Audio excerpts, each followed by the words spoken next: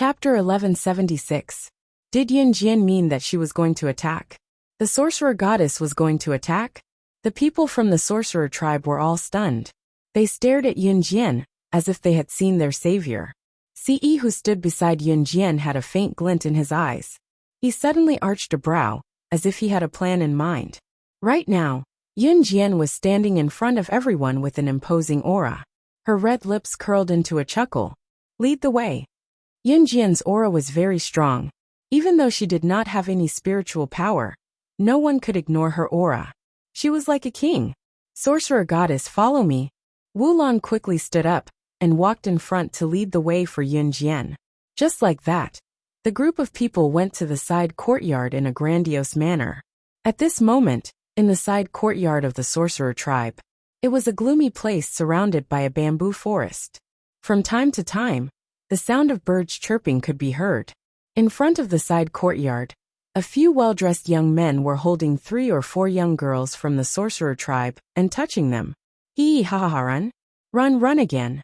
Let's see where you can run to. Little beauty, just give in to me, ha ha ha. One of the most luxuriously dressed young men stopped a young witch dressed in black and began to grope her. Go away. Go away. Don't touch me. The young girl from the sorcerer tribe cried out in despair. Then the young girl from the sorcerer tribe wanted to rush to the wall and protect her innocence with her death. Other than cultivating spiritual power, the people from the Yulong mainland had the same physical body as the people from Earth. They would die if they hit the wall.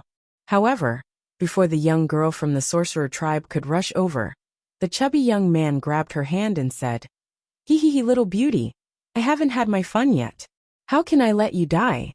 The young man grabbed the young girl from the sorcerer tribe's hand and pushed her down, tearing her dress.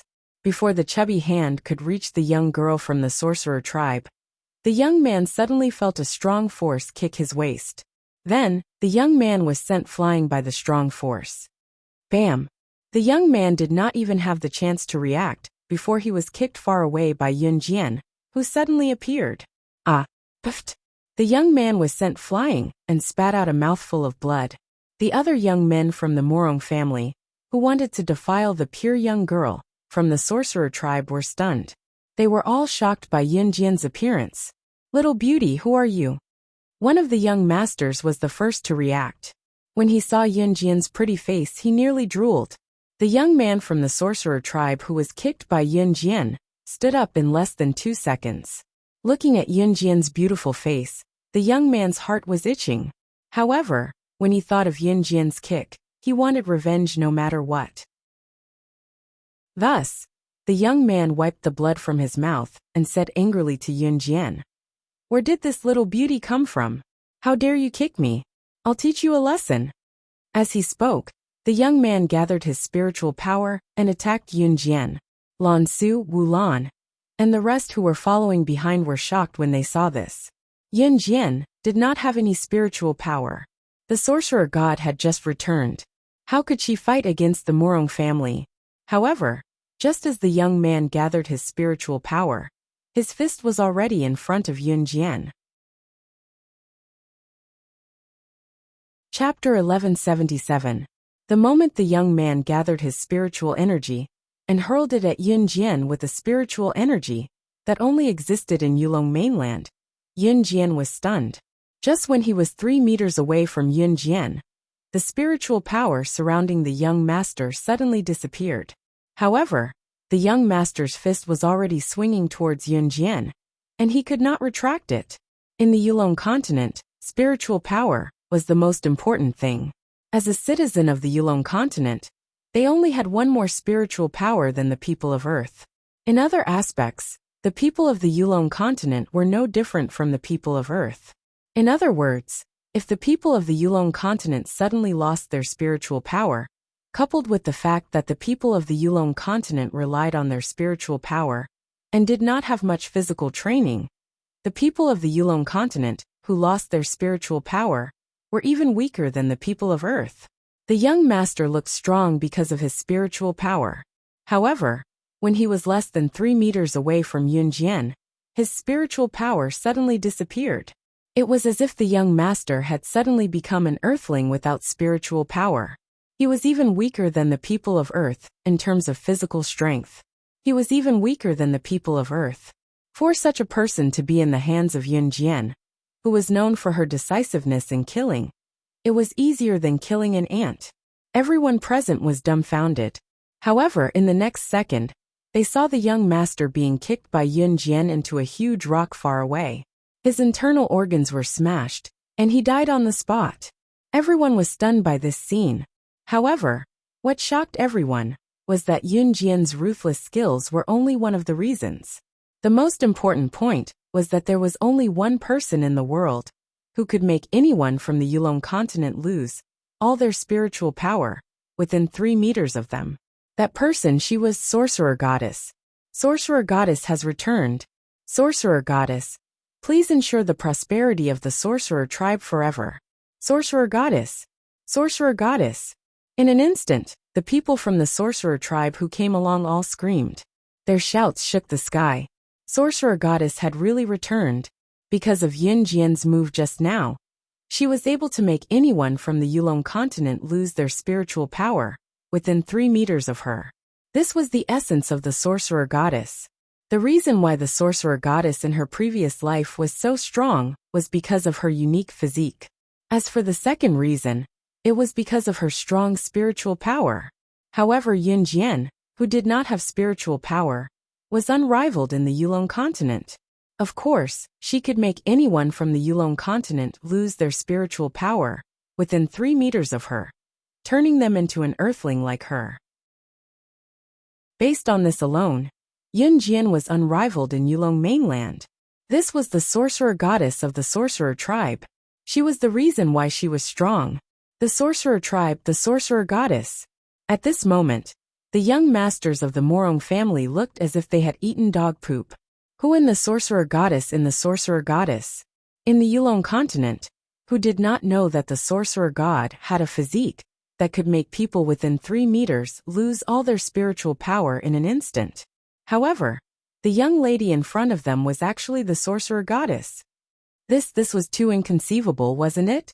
However, just as the people present were beginning to accept this fact, Ce, who was standing beside Yun Jian, suddenly pulled Yun Jian into his arms. Seeing this, the people from the Sorcerer tribe widened their eyes. The Sorcerer Goddess had always been alone. Who was this man?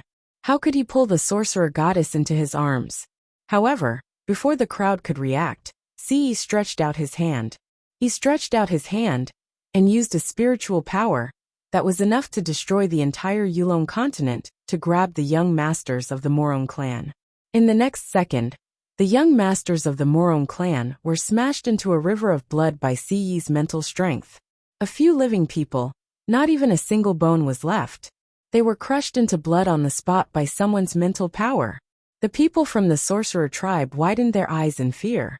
It was also at this moment that Ce, who was holding Yun Jian, broke into a smile. His mask was ordinary, but it could not hide his radiance. In the next second, Ce looked at Yun Jian tenderly. His gaze was gentle as he spoke softly in the most pleasant voice in the world, uttering the most touching words. Xiao Jian, I'm willing to use the fall of the Morong clan as a betrothal gift to marry you. After that, a powerful marriage contract formation gathered beneath Ce and Yun Jian's feet to form a 5-star formation and opened up abruptly. It was a force stronger than the Sorcerer Goddess. Chapter 1178. What did Ce say just now? He said that he was willing to use the fall of the Morong family as a betrothal gift to marry Yun Jian? The first sentence was the main point, and the second sentence was also the main point. He actually had the ability to destroy the Morong family? This man actually had the ability to destroy the Morong family? Wu Lan and the surrounding elders were all dumbfounded. After thousands of years of development, the Morong family had flourished to a new level. But Ce actually said he wanted to use the fall of the Morong family as a betrothal gift to marry Yun Jian? He needed to have the ability to destroy the entire Yulong mainland to be able to do that. Unless he came from the gods' mainland. As for the second sentence, it was even more unbelievable. He actually wanted to marry the sorcerer goddess of the sorcerer tribe. The sorcerer goddess had found a spouse? The sorcerer goddess, who had been alone for thousands of years, had found a spouse. There was nothing more shocking than this. However, at this moment, no one was more shocked than Lan Su. Ce had a human skin mask on his face, but Lan Su knew that Ce was the Lord Immortal. The Lord Immortal was really going to marry the sorcerer goddess? Lan Su knew about the Lord Immortal. He was a supreme existence in the gods' mainland that controlled all the continents. It could be said that in the entire universe, no one was more powerful than the Lord Immortal. The exit from the Yulong mainland to Earth had been created by the Lord Immortal by tearing space apart. This was something that was impossible in the universe. But the Lord Immortal had done it. Under the crowd's gaze, the 5-star light array beneath Ce and Yunjian's feet grew bigger and bigger. This 5-star light array was the marriage contract array. Under the crowd's gaze, the 5-star light array grew bigger and bigger, until its light enveloped the entire world. To be able to cause such a huge light during the marriage contract, it was enough to show that the two people who were going through the marriage contract were kings among men. The light completely enveloped Yunjian and Ce, and a loud explosion was heard. The people standing around widened their eyes in shock. Only the marriage of two extremely powerful people could create such a huge 5-star light array. The 5-star light array that Ce had triggered was probably the entire Yulong mainland. No, it had never appeared on any continent in the entire universe. Oh my God! Someone exclaimed. Ce and Yunjian's figures were completely enveloped by the 5-star light array. Adam and Mawson were also surprised. Lan Su was so shocked that she couldn't control herself. Could this man be from the gods' continent? Someone exclaimed in shock. To the people of the Yulong continent, and other continents, the deity continent was the place where the gods lived. There was once a rumor that the sorcerer god came from the deity's continent, but this rumor had never been proven. At this moment, the radiance of the light array began to fade, and the two figures became clear. Above the two of them, 2 silver marriage contract rings condensed. After a while, the 2 silver marriage contract rings flew into Yunjian and Ce's hands. The dazzling light gradually disappeared. A human skin mask fell to the ground. Ce's mask had fallen off. At that moment, Ce's perfect and handsome face attracted everyone's attention. His face was cold, aloof, and deep, giving people the feeling that he was a king. At that moment, Wu Lan and the others immediately knelt down in front of Ce when they saw his face. Wu Lan and the others were even more shocked than when they saw Yunjian and the return of the sorcerer god. Wu Lan's eyes widened, and she was so scared that she fell to the ground and exclaimed to Ce, Lord Immortal. Chapter 1179. Auntie. Wu Qing was taken aback by her aunt's action. When she came back to her senses, she glanced at Ce's enraged face and felt a tinge of jealousy toward Yunjian, who was protected in his arms. This man was so handsome, so that ordinary face just now was fake. Wu Qing was shocked when she heard how Wu Lan addressed Ce. In the sorcerer tribe, the sorcerer god was the most commonly remembered name. But who didn't know about the Lord God? If the sorcerer god was a mythical figure, then the Lord God was like the gods in the modern world. He was an existence that was impossible to come into contact with. That was why Wu Qing only reacted after being stunned for a while. It was only then that Wu Qing and her friends knelt down in front of Ce. Lord God, you. As the leader of the sorcerer tribe, Wu Lan had always been a calm and steady person. But when she saw Ce, she completely lost control. God. The man who forced the sorcerer god to sign a marriage contract with her was the Lord God. The Lord God. Wu Lan had lived for so many years. She was lucky enough to see Ce at an anniversary ceremony 1,000 years ago. At that time, Ce, who was the Lord God, was personally welcomed by the most powerful king of the Yulong continent. Wu Lan trembled in fear when she recalled the scene. Even when the most authoritative king of the Yulong continent said something wrong, a protector by the Divine Lord's side immediately crippled the most authoritative king of the Yulong continent on the spot. The king of the Yulong continent was replaced. At that time, This incident was considered a major event that shook the entire Yulong continent. The ruler of the Yulong continent was the king, and this king was chosen from a competition among all the strong people of the Yulong continent. He was the most powerful person in the Yulong continent. Of course, the sorcerer god was not interested in the competition for the throne of the Yulong continent. Otherwise, the king would not have been able to sit on the throne. However, even this king of the Yulong continent had to bow and scrape in front of the Lord Divine Lord. Even the previous king had been crippled by the Lord Divine Lord's protector, just because he said one wrong thing in front of the Lord Divine Lord. At that time, Wulan was also present. She knelt below and clearly heard the reckless king say to the Divine Lord, the witch god of the sorcerer tribe, "She did not attend the ceremony today. She definitely won't come." With just this one sentence, the Lord Divine Lord had directly ordered the protector beside him to cripple this king. At that time, Wulan found it strange as well. Why did the Lord God depose the king of the Yulong continent just because of this one sentence? But now it seemed that Lord Divine Lord forcefully entered into a marriage contract with Lord Sorcerer God. Could it be that the Divine Lord had already taken a liking to the Sorcerer God thousands of years ago? Thinking of this, Wulan almost jumped up from the ground. But back then, the Divine Lord and the Sorcerer God had never even met alone. How could it be? Wulan looked at Yunjian and Ce with a complicated look in her eyes. She saw Ce gently lift Yunjian's small hand. Then he gave a charming smile and opened his mouth in front of everyone, declaring his sovereignty without hesitation. Chapter 1180. After Ce finished speaking, his lips curled up slightly. He would only reveal such a gentle expression when he was looking at Yunjian. Seeing Ce like this, even Wu Lan's old bones trembled. She was obviously shocked by Ce's expression. The Sur Immortal, who came from the deity continent, and was extremely famous even in the deity continent, could actually smile at a woman? This was even more unbelievable than the flood in the Yulong continent. Yunjian had not spoken since the beginning, but her eyes were fixed on Ce with a hint of gentleness in them. It had to be said that Yunjian's heart had silently approved of this. Especially when she held the ring on her finger, her heart skipped a beat. A feeling that she had never felt before filled her heart. It was a warm feeling.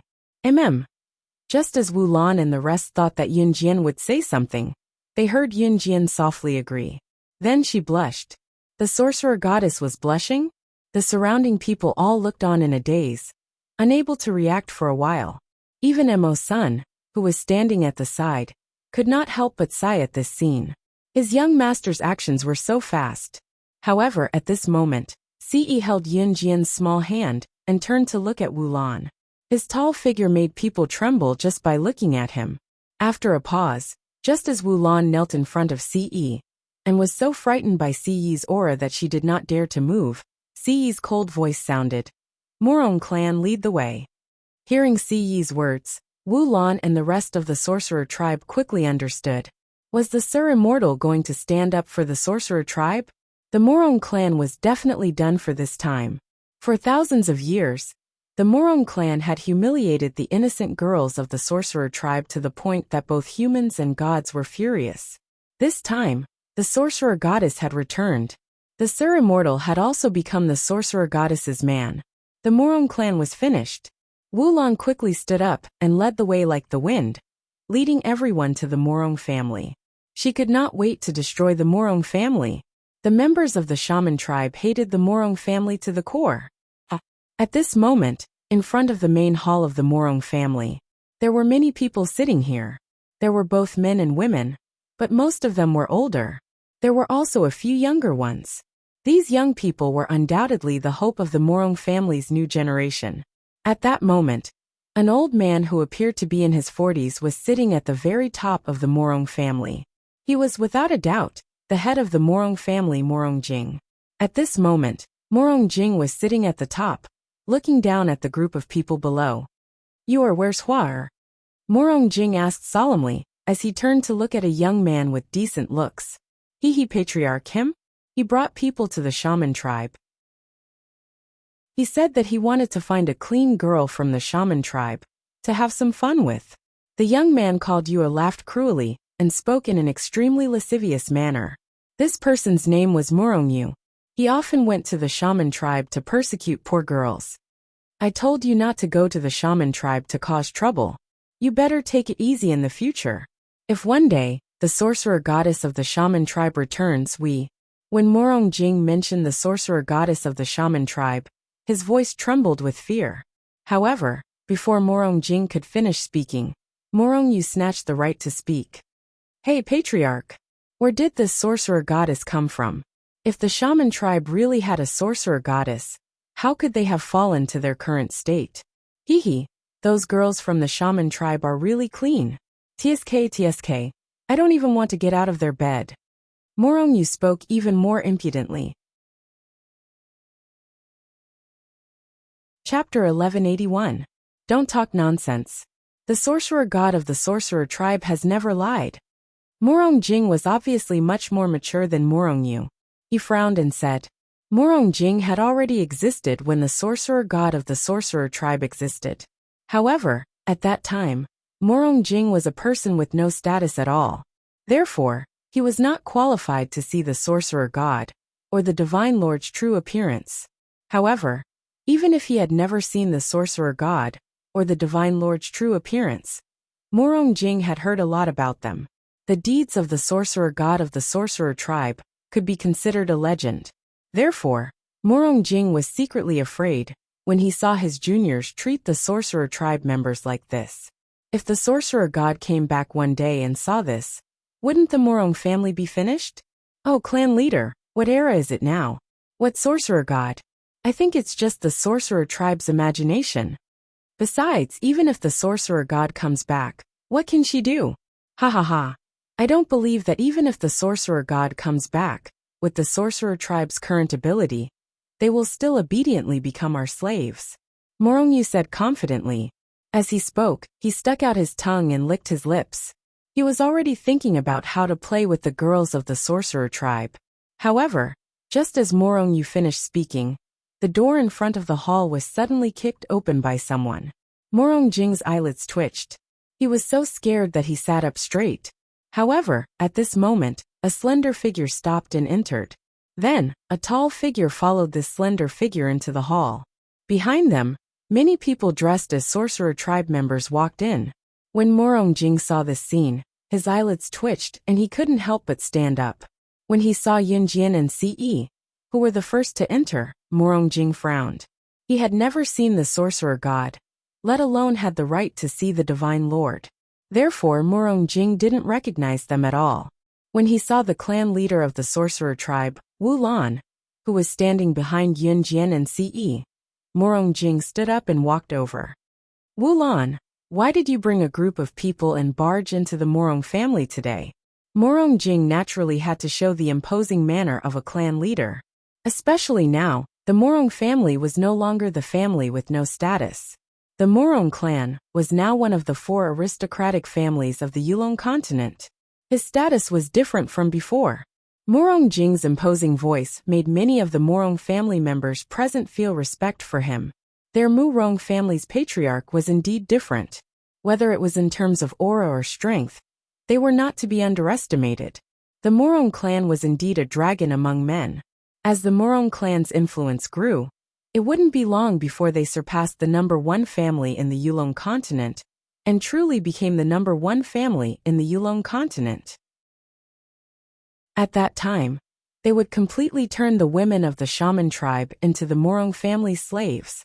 Aside from being clean and pure, the women of the shaman tribe were all very beautiful. That was why the Morong tribe liked to attack the shaman tribe. However, just as Morongjing was about to scold Wu Lan, another crisp female voice rang out. That's right, Wu Lan. Why? Today, I will destroy the Morong family on behalf of the shaman tribe. Chapter 1182. Yunjian's words made Morongjing's brows furrow tightly. Looking at the teenage girl in front of him, Morongjing felt that this girl's aura was far above his own. Morongjing's intuition told him that he couldn't afford to offend her. You are Morong Jing frowned and asked softly. However, just as Morong Jing asked this question, Yun Jian suddenly smiled. Before Yun Jian could say anything, the sorcerer tribe standing behind her shouted excitedly. Sorcerer God! Sorcerer God! Sorcerer God! The sorcerer tribe members were extremely excited at this moment. All sorcerer tribe members hated the Morong family to the core. Even many of the sorcerer tribe women standing here had been violated by the Morong family members. Many of them had lost their virginity because of the Morong family's men. The sorcerer tribe members hated the Morong family so much that they couldn't bear it anymore. In the Yulong continent, the survival of the fittest, the strong were respected, and the weak were bullied. This philosophy was deeply rooted. At this moment, Morong Jing suddenly heard the sorcerer tribe members call Yun Jian the sorcerer god. He was so scared that his entire body stiffened. Your master sorcerer goddess? Morong Jing pointed at Yun Jian, unable to contain his shock.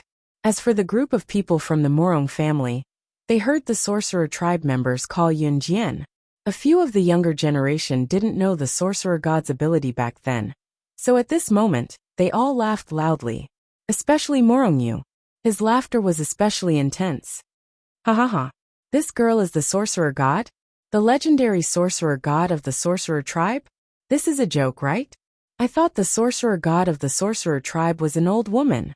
Did you sorcerer tribe members randomly find a beautiful girl to make up the numbers? Morong Yu chuckled. At the same time, he looked at Yun Jian with a lascivious gaze. Everyone present clearly saw the evilness that flashed through his eyes.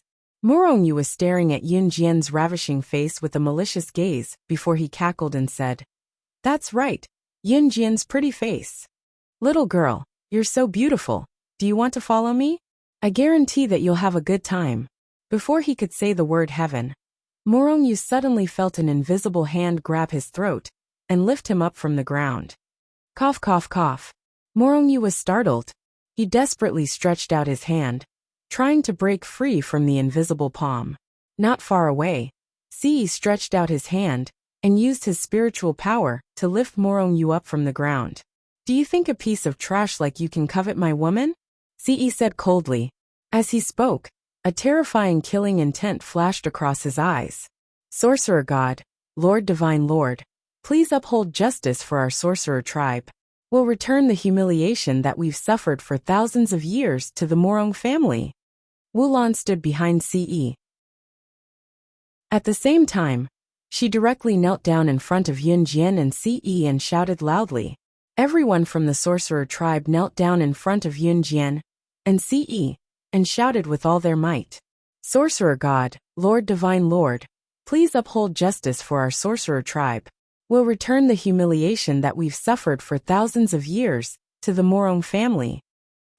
The sorcerer tribe members shouted with all their might. For a moment, their shouts could be said to have broken through the sky. In spite of it, be it Morong Yu who was choked by Ce's mental strength, Morong Jing, the head of the Morong family, or everyone else in the family, all of them were completely stupefied. God, your Lord Divine Lord. Morong Jing looked at Ce and was so frightened that he knelt down on the spot. Chapter 1183. One was the Lord God, and the other was the Sorcerer God. No matter which one it was, they were all well known in the Yulong continent. There were even some children who were unwilling to cultivate spiritual power. Their parents would use such words to scare their children. If you don't want to cultivate spiritual power, fine. Children who don't cultivate spiritual power will be eaten by the Lord God and the Sorcerer God. The Lord God and the Sorcerer God had already become frightening existences in the entire Yulong continent. Because of their strength, compared to the Sorcerer God, the Lord God was indeed from the God's continent. What was the God's continent? The God's continent was the place that directly controlled the life and death of all continents. There were also people who said that the Sorcerer God came from the gods because of his strength. Morong Jing had heard of this before, so he was afraid of the Sorcerer God whenever he heard the name, because he had heard that the Sorcerer God had torn a god from the God's continent into two halves. The God's continent. It wasn't hard to imagine that the people from the gods' continent were all gods. That was the place where people were immortal and indestructible. That was also the place where the gods lived. However, a god from the gods' continent had been torn into two halves by the sorcerer god with one hand and died on the spot. Killing a god with one hand. It was also from then on that the name of the sorcerer god spread. That was why Morong Jing was so scared when he heard the name of the sorcerer god.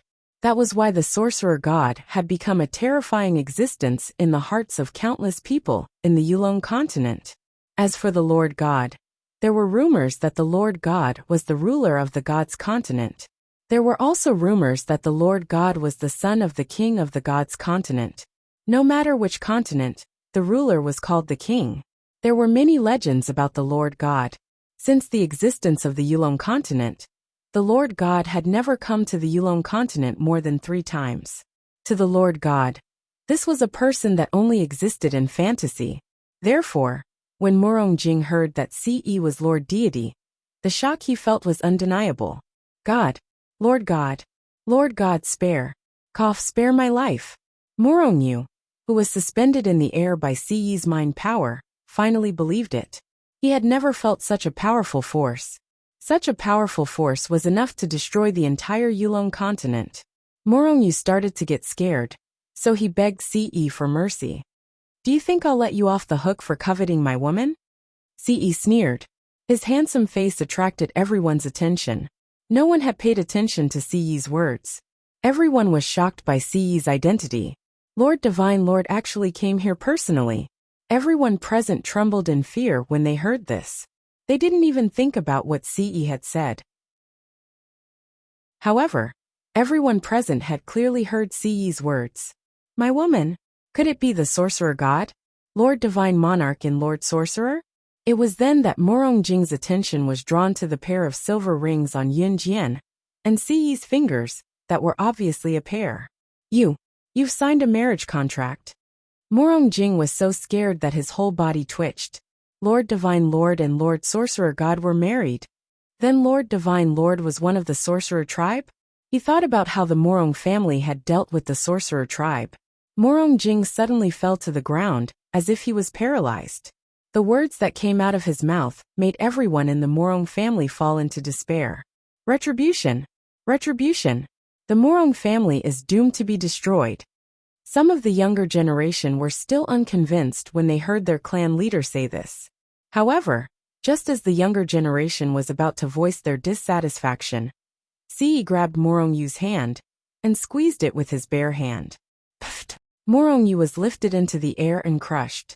Not even his bones were left. He exploded into a river of blood in an instant.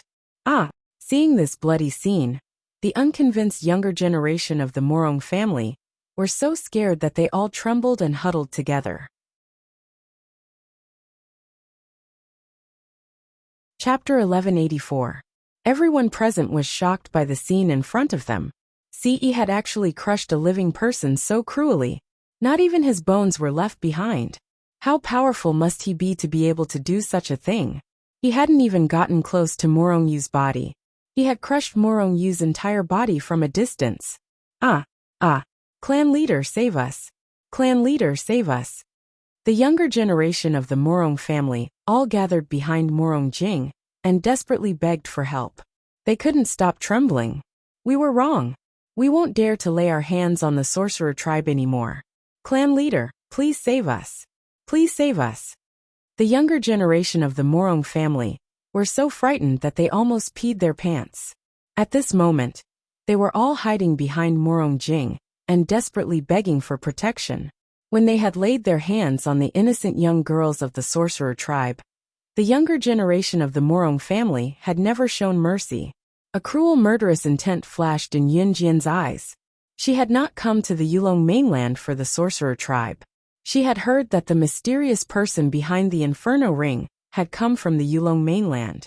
However, when she saw the sorcerer tribe being humiliated by the Morong family at this moment, she had a sudden urge to wipe out the entire Morong family. It was as if her bottom line had been violated. Today, I will use the blood of the Morong family to wash away the humiliation that the sorcerer tribe has suffered for thousands of years. Yun Jian said coldly. At the same time, she pulled out the indestructible butterfly knife that she had obtained from Satana. Once the scabbard was unsheathed, Yun Jian swung the butterfly knife and easily pointed it at the Morong family members in front of her. Her cold eyes seemed to have a strange luster, causing the younger generation of the Morong family to tremble. They were so frightened that their bodies twitched for a while. In spite of it, it was not Yun Jian's action that alarmed the Morong family. It was, when Morong Jing saw the knife in Yun Jian's hand, his paralyzed body, which had been sitting on the ground, suddenly pulled himself together. That blade is the God-vanquishing blade. When Morong Jing saw the saber in Yun Jian's hand, he was as scared as a pug, and was filled with awe. How is this possible? This God-vanquishing blade is only a legendary artifact. Rumor has it that the person who possesses it can kill the gods of the gods continent with his bare hands. Let's not talk about the Yulong continent. Even in the deity continent, the only one who can resist is probably the Lord Divine Lord. Morong Jing looked at the butterfly knife in Yun Jian's hand, and was so scared that his whole body twitched. After hearing Morong Jing's words, the people around them all turned pale with fright. Everyone in the Yulong continent had heard of the Godslayer blade, because it was a legendary artifact. Those who possessed it could even kill gods from the gods' continent at will. Therefore, when they heard what Morong Jing said, they all straightened their bodies. The God-vanquishing blade was a legendary divine weapon. It was just like the legendary treasures of the immortals on Earth. It was something that did not exist in this world. It was a legendary item. But today, it actually appeared. With Morong Jing as the leader, everyone from the Morong family and the Wish tribe were stunned. Yun Jian was also a little shocked, but she never showed it on her face. She did not expect that the family heirloom of the Satana family was a divine weapon from the gods' continent. A divine weapon that could kill gods. Chapter 1185. Yun Jian did not notice the gentle look in Si Yi's eyes. She was holding the knife with her right hand, and was in a daze. The God-vanquishing blade referred to the God-vanquishing blade of this butterfly knife. This was because the original knife was not a butterfly knife, but a dagger. It had turned into a butterfly knife, because Satana had personally made this dagger into a butterfly knife. Yun Jian had initially thought that this knife was only handy and extremely sharp. Now it seemed that this was not the case. God-vanquishing blade? Why did she feel like she had heard this name somewhere before? Then Yun Jian's eyes flashed.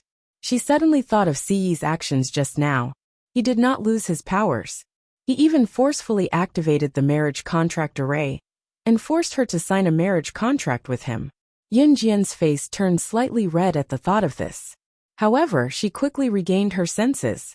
She was about to ask Si Yi when she paused. After all, there were too many people here. Some things were not easy to ask. Furthermore, the Morong family members were still alive and well in this world. When Morong Jing saw the God-vanquishing blade in Yun Jian's hand, he felt even more hopeless. He thought about how the Morong family had committed crimes against the sorcerer tribe for thousands of years. Was it really going to fall today? Just as Morong Jing was thinking about this, Wu Lan and the rest of the sorcerer tribe were extremely excited. The sorcerer god had returned with glory. The glorious era of the sorcerer tribe was about to arrive. Sorcerer god, Sir Divine Lord, please uphold justice for the sorcerer tribe. We will return the humiliation that we have suffered for thousands of years to the Morong family. With Wu Lan as the leader, the rest of the sorcerer tribe looked at Yun Jian and Si Yi. They knelt down again and shouted in unison. The humiliation that the sorcerer tribe had suffered would be returned to the Morong family today. When Yun Jian heard the shouts of the sorcerer tribe behind her, she suddenly placed the blade of the butterfly knife in front of her. Then her red lips curled into a red arc. She simply blurted out a word that would determine the fate of the Morong family. Kill. With the Lord Shaman and Lord Divine Lord leading the battle between the shamans and the Morong clan was about to begin. After hearing Yun Jian's words, the sorcerer tribesmen who were kneeling behind Yun Jian and Si Yi all stood up and charged into the Morong family with an imposing manner. As for the Morong clan, They were at a disadvantage from the very beginning, because their momentum was weaker. However, just as the battle began and Yun Jian was about to step forward, Ce pulled Yun Jian back with her left hand. At the same time, Ce stretched out her right hand. Just like that, a huge invisible force was formed. His outstretched palm suddenly clenched. In the next second, a horrifying scene took place. Everyone in the Morong family seemed to have been lifted up by someone's hand. Even the head of the Morong family, Morong Jing, was no exception. Everyone was lifted up into the air and grabbed by their throats. In the next second, a pu sound was heard.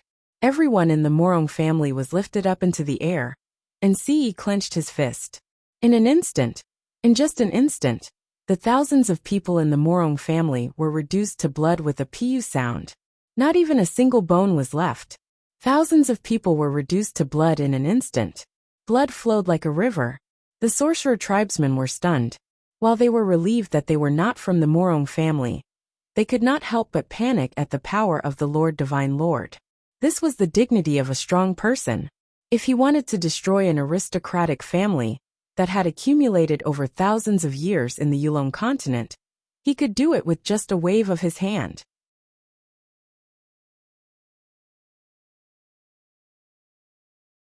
This 50-something-year-old man was the patriarch of the Huyan clan. His name was Huyanba. Huyanba was sitting at the top. He was frowning as he listened to the news that had just come from not far away. After a moment of silence, Huyanba finally opened his mouth. With the dignity of a patriarch, he calmly said, "What did you say? The Morong family was actually destroyed by the shaman tribe?" The person who was standing not too far away to deliver the news replied without hesitation, "That's right. The Morong family has been destroyed. I don't know where the shaman tribe got the ability to destroy the Morong family this time." The person remained silent for 2 seconds. Then he continued to speak. "There are rumors that the Lord Witch God of the shaman tribe has returned. The people of the Morong clan who knew that the Lord Witch God and the Lord God had returned had all died. Therefore, this person was only guessing at the moment. He didn't have any concrete evidence. Impossible. How can the Lord Witch God return?" Morong Ba refuted this person in a decisive manner. Morong Ba didn't hold back since he had said this. Chapter 1187. The patriarch of the Huyan clan, Huyan Ba, had a long-term plan. The sorcerer race had already declined. However, eradicating the sorcerer race wasn't something that could be done in a short period of time. It must be known that the sorcerer race had been the #1 aristocratic family in the Yulong continent for thousands of years. Eradicating the sorcerer race was even more difficult than eradicating the Morong clan. The reason why Huyan Ba didn't dare to act rashly was very simple. The Morong clan had been exterminated. Huyan Ba felt that the sorcerer race hadn't done this. He also didn't believe that the sorcerer god of the sorcerer race had returned. Therefore, there was only one explanation for the Morong clan's extermination. There was an 80% chance that the sorcerer race had joined forces with a powerful clan to eradicate the Morong clan. In other words, the sorcerer race had an expert helping them from behind. Therefore, Huyan Ba planned to take his time and planned to slowly eliminate the sorcerer race. Yun Jian and Ce didn't know what had happened in the Huyan clan. Even the people of the sorcerer race didn't know about it. Eradicating the Morong clan meant that the sorcerer race wouldn't be suppressed in the future. They could pick themselves up again. Yun Jian and the others had been arranged to stay in the sorcerer race's most luxurious main hall. Yun Jian and Ce were standing in a bamboo forest in the sorcerer race's main hall. Yun Jian had taken the initiative to call Ce over. It was very quiet here. Even the people of the sorcerer race rarely came here. Yun Jian raised her head and looked at Ce. She pursed her red lips. Then, she took out the butterfly knife made from the god-destroying blade and placed it in her hand. Yun Jian slowly raised her head and looked at Ce. She wiped her red lips. Her beautiful face and clear eyes fascinated Ce. Yun Jian paused for 2 seconds. Then she asked Ce, "Is this yours?" Yun Jian raised her hand and shook the butterfly knife in her hand. "You gave this to me, didn't you?" She did not ask the latter question in a questioning tone. Instead, she spoke to Ce with certainty. She looked at Ce, only to see Ce raise his eyebrows. Hearing Yunjian's question, Ce would never hide the truth from Yunjian. He replied decisively, yes. At the same time, he reached out and pulled Yunjian into his embrace. Mesmerized by the girl's fresh and clean scent, Ce could not help lowering his head and bending down to Yunjian's ear, where her collarbone was, to savor her wonderful scent as he explained, "There's no need for that. I did forge the god-vanquishing blade into a butterfly knife, and asked Satana to pass it to you." In other words, Satana did not give his family heirloom to Yunjian. Compared to Satana's family heirloom, the god-vanquishing blade in Yunjian's hand was the true treasure. Compared to Satana's family heirloom, the blade of the butterfly knife in Yunjian's hand was the true divine weapon. It was one of a kind in the world. It could be said that the two could not be compared at all. Ce had merely borrowed Satana's hand to pass the god-vanquishing blade that he had personally ordered his men to modify into a butterfly knife to Yunjian. Yunjian did not ask where Ce got the knife. She was suddenly touched that he had given her such a precious item without a word. Yunjian's heart warmed. Just as she was about to say something in gratitude, Ce's shameless words were heard. "Xiaojian, don't move. Let me touch you." Just as Yunjian reacted, she felt a large palm reaching under her shirt. It went around her bra to latch onto a soft part of her and pinched gently.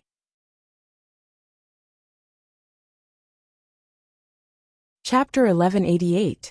Shameless. Yunjian wanted to scream right then and there.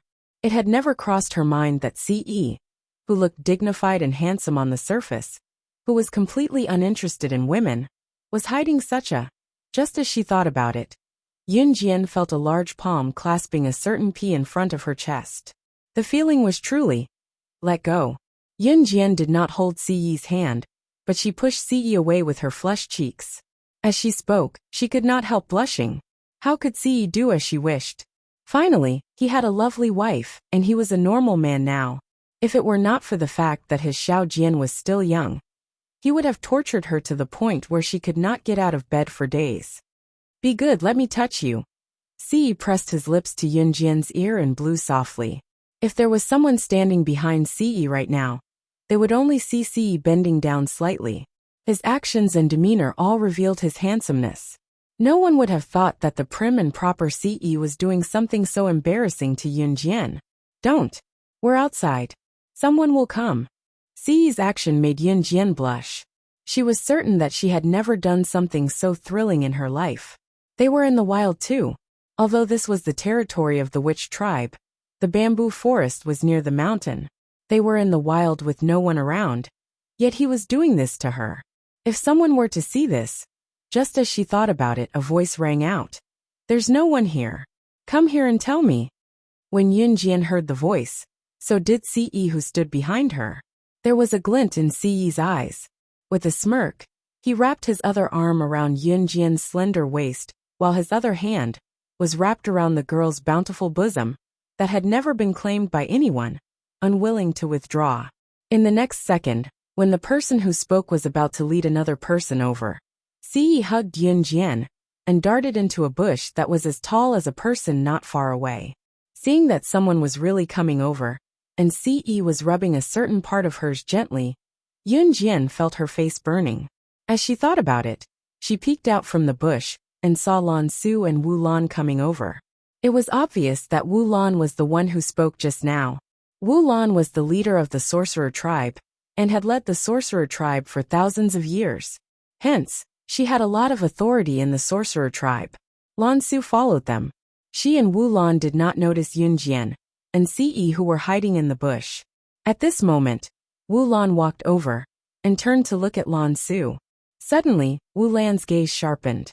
At the same time, Wu Lan walked forward and grabbed Lan Su's hand, exposing Lan Su's wrist. However, Lan Su's wrist was white and tender. There was nothing on it. "Where's your chastity sand?" Wu Lan suddenly raised her voice. She sounded a little angry. Lan Su did not answer. She turned her head and looked to the side. After a long pause, Lan Su laughed mockingly and said, What's the difference between having the chastity sand and not having it? Wu Lan suddenly clenched her fists and frowned at Lan Su. Have you forgotten the rules of the sorcerer tribe? Who is that man? Find him and kill him. I did it willingly, Lan Su suddenly said. Are you crazy? Wu Lan roared at Lan Su. I'm not crazy. Please don't come looking for me again. This is my business, and it has nothing to do with a stranger like you. Lan Su glanced at Wu Lan and prepared to leave. Chapter 1189. Wu Lan's last sentence made Yun Jian's eyelids twitch. She did not expect Wu Lan to be Lan Su's biological mother. Yun Jian did not have the sorcerer god's memories, so she did not know if the sorcerer god knew about this. But after hearing Wu Lan's words, Yun Jian was still shocked. At this moment, she had forgotten that a certain pig trotter was still doing evil to her. In the distance, Lan Su's wrist was grabbed by Wu Lan. When she heard Wu Lan's last sentence, Lan Su's entire body clearly froze. Then, Lan Su mercilessly slapped away Wu Lan's hand that was grabbing her wrist. She said to Wu Lan, "Who I want to be with is my business. From the moment you abandoned me and refused to acknowledge me, we no longer have anything to do with each other." With that, Lan Su walked away without looking back. Wu Lan, who was standing in the distance, froze. A pained expression covered her face. Just as Lan Su was about to leave, Wu Lan shouted in the direction where Lan Su was about to disappear. It's fine if you don't acknowledge me. I'm the one who has wronged you, but you can't let our people know that you've lost your virginity. As a mother, this was her advice to Lan Su. Wu Lan knew that she was being selfish. She was the leader of the sorcerer tribe. She should have said this immediately, because this was the rule of the sorcerer tribe. But she could not let her daughter be in a dilemma.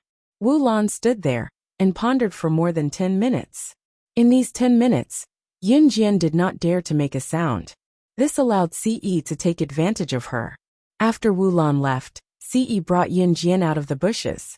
In spite of it, Yun Jian's top was disheveled. If anyone saw this, they would think that she and Ce had done something. By the time Yun Jian and Ce returned to the sorcerer tribe's main hall, the banquet had already begun. The people of Yulong continent still needed to eat and drink, just like the people on Earth.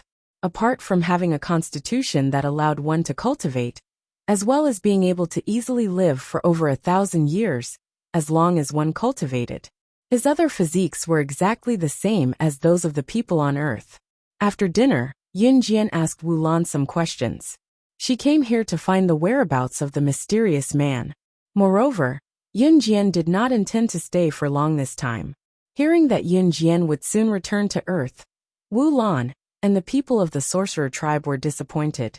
Wu Lan even asked symbolically, "Sorcerer God, will you return to the sorcerer tribe?" Wu Lan asked. Looking at Lan Su's pleading face, Yun Jian couldn't help but nod. "I'll come again." She came here just to inquire about the whereabouts of the mysterious man. She would leave after staying for a few days. While talking, Wu Lan promised Yun Jian to keep an eye on the whereabouts of the mysterious man. The dinner was soon over. When it was time for bed, Yun Jian slept in her own room. Ce slept in the main room as well, which was right beside Yun Jian's room. Just as Yun Jian pulled the blanket over herself and lay down, however, she felt herself being hugged by a firm chest. The familiar scent meant that the person who hugged her must be Ce. "What are you doing here?" Yun Jian blushed once she recalled what happened in the bamboo forest today, and pushed Ce away. "Xiao Jian, it's our wedding night today. Where else can I go if I'm not here?" Ce lifted Yun Jian's hand shamelessly, and looked at the matching ring on her finger, as he said matter-of-factly. Yun Jian's cheeks flushed at his words. In the next second, Ce pounced on Yun Jian, pressing himself on top of Yun Jian. A certain part of him was swollen and hot, pressing against her softness through their clothes. "Xiao Jian, let's consummate our marriage." Ce's breathing quickened as he pressed himself on Yun Jian, his deep and magnetic voice ringing softly. Ce's current image was completely different from his usual aloof attitude toward others.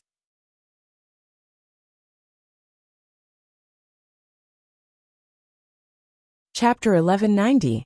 While Yun Jian was drowning in shame, Siyi's hand slid down her body to cup the girl's ample bosom again.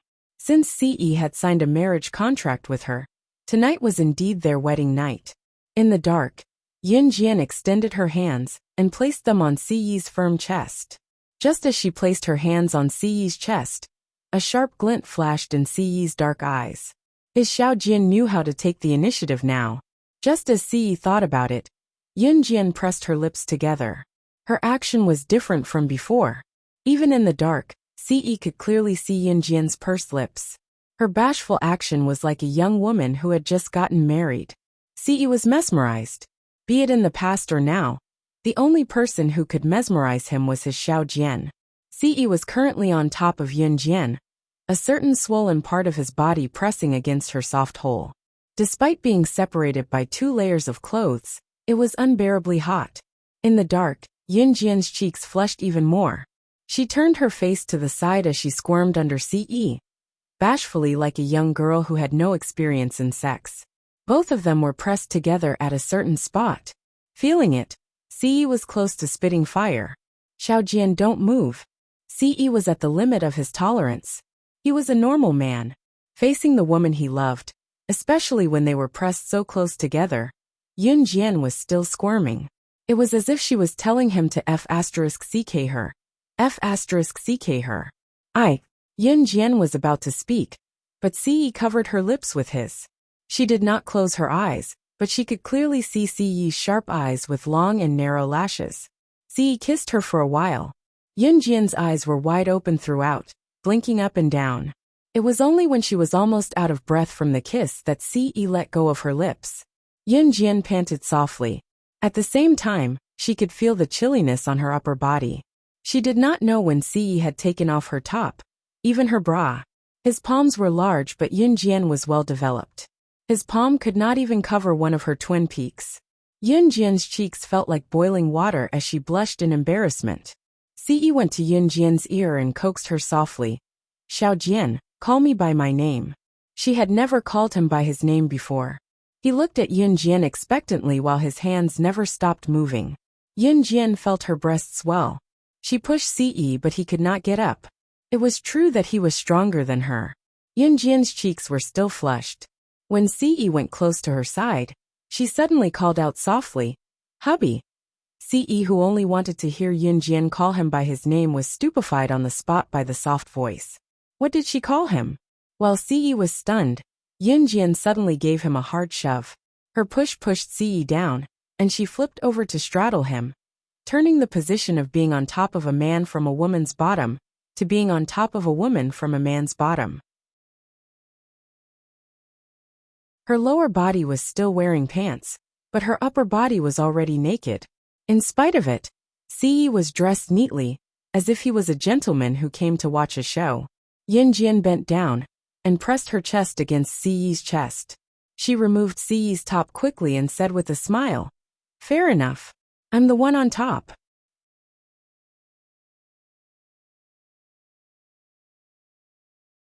Chapter 1191.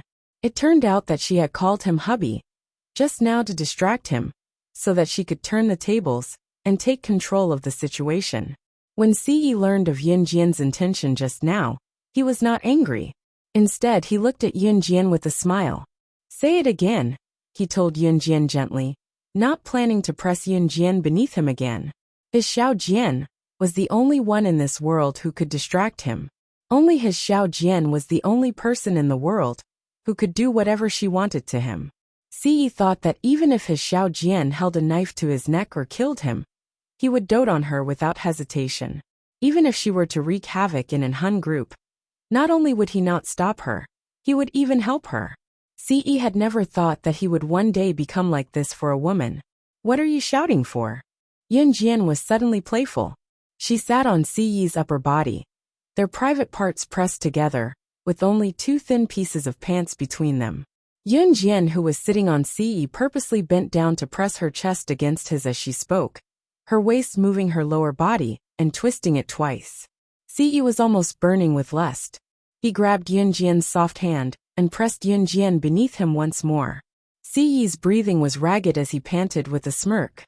All that was left in his eyes in the dark was his Xiao Jian. At the same time, Si bent down and stuck his face close to Yun Jian. His lips moved again as he uttered softly, Xiao Jian, you're the one who started the fire. You'll extinguish it yourself this time. As Si spoke, he held both of Yun Jian's hands and raised them above her head with one hand, while his other tugged at Yun Jian's pants. Don't! Yun Jian cried softly. Her cry, however, made Si even more eager. When Yun Jian called him hubby, her soft voice made Si's lower body swell. He wanted to take off Yun Jian's clothes and shove his desire into a sweet cave. With that thought, Si did the same. He could not take it anymore. He could not take it anymore. His Xiao Jian, the Xiao Jian he loved so much. Now that his beloved Xiao Jian was lying half naked in front of him, he would not be a man if he could still hold himself back. At this moment, the words he had said to wait for her to come of age had long been thrown out of his mind. He wanted her. He wanted her. He wanted to combine his desire with her private parts, to make her truly and completely his woman. Yun Jian's don't just now fueled Si's ambition. His eyes were red as he reached out to rip off the pants that covered Yun Jian's beautiful legs. Other than the panties she was wearing, she was not wearing a single piece of clothing. Yun Jian was shaking when her last piece of underwear was ripped off. She pushed Ce but did not reject him. If she was still a little resistant when Ce touched her before, even if she was secretly looking forward to it, she had completely accepted it now. She loved him. It was a love that did not need words. It did not need to be mentioned all the time. When Yun Jian lay naked beneath him, Ce finally could not hold it in anymore. Just as he unbuckled his belt and took off his pants, Yun Jian's voice rang out.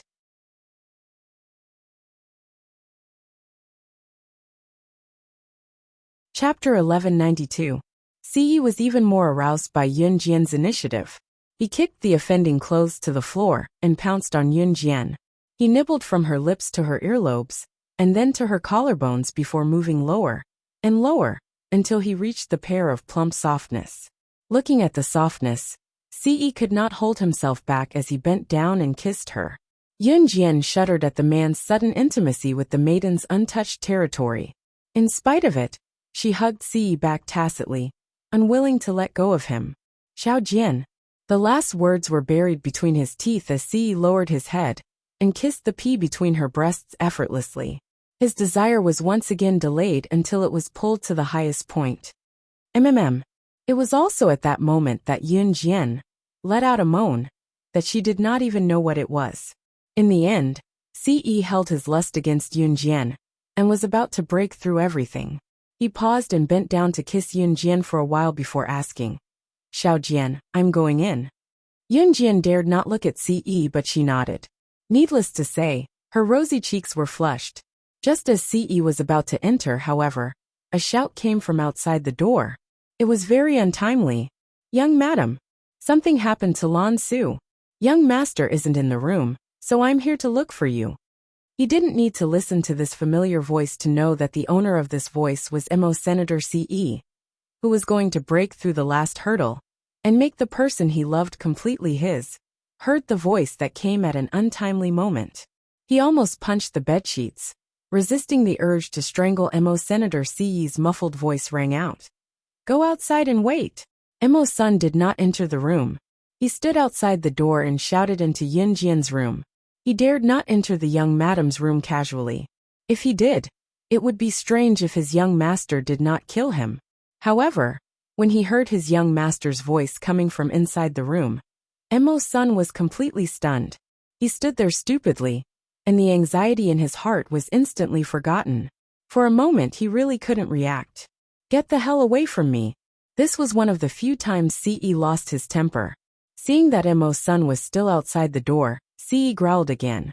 At the same time, he was holding Yun Jian's soft body, feeling impulsive. Just a little bit more, and Xiao Jian was going to be his woman. But in the end, he was interrupted by Mo's son. That stupid donkey. It was the first time Ce felt so impulsive. At the same time, his desire was swelling. It was also the first time Ce found Mo's son an eyesore. Before Mo's son, who was standing at the door, and realized that he seemed to have realized something terrible was going on. He stumbled when he heard Siyi's growls. Eventually, he steadied himself and turned to walk away. Yun Jian, who was pinned down by Siyi, knew that it was not going to happen today. Seeing Siyi's impulsive look, Yun Jian hugged Siyi back out of worry for Lan Su. At that moment, Siyi looked like a kid who was caught stealing candy and had his candy confiscated.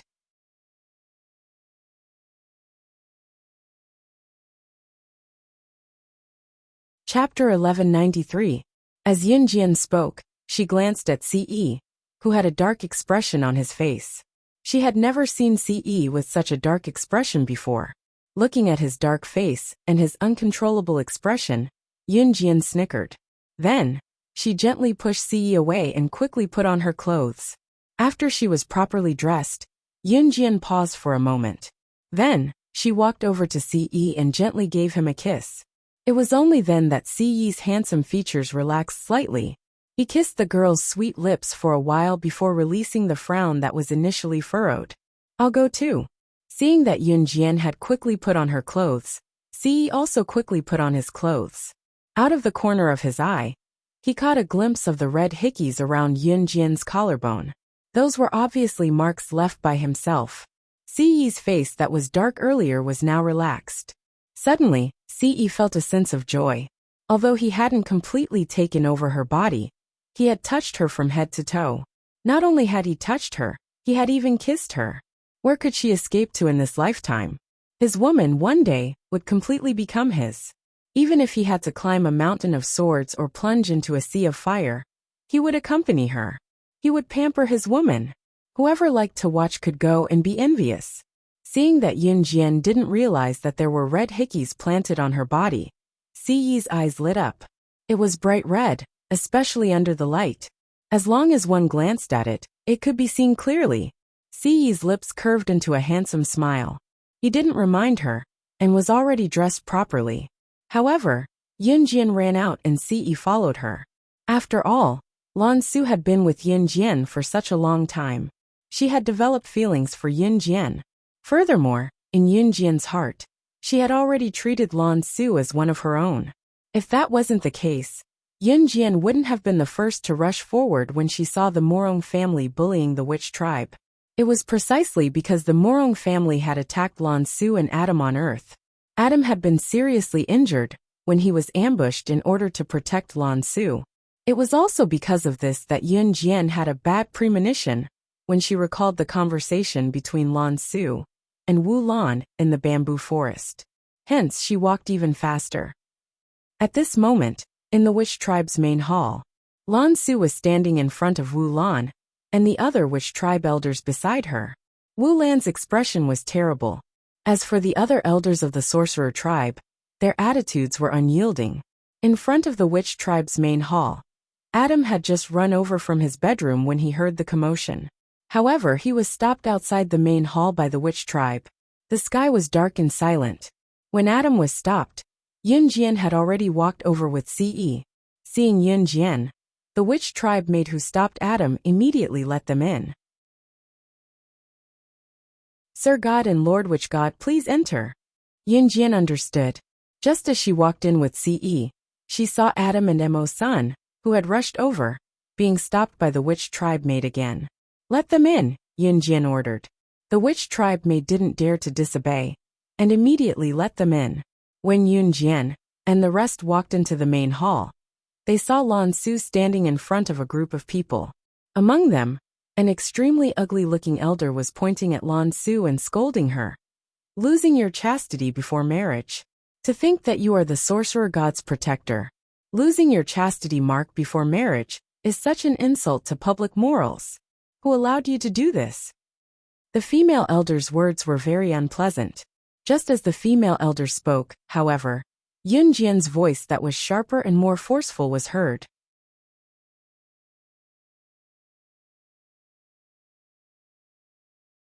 Chapter 1194. These elders of the sorcerer tribe were very pedantic in their thinking. To put it bluntly, they were comparable to the old antiques of country Z on Earth. From some perspectives, The elders of the sorcerer tribe were even more exaggerated than the older generation of country Z. Although the sorcerer goddess was older than the tribe leader, and was the most powerful existence in the sorcerer tribe, there were always some people who felt that they could lecture her from the perspective of an elder.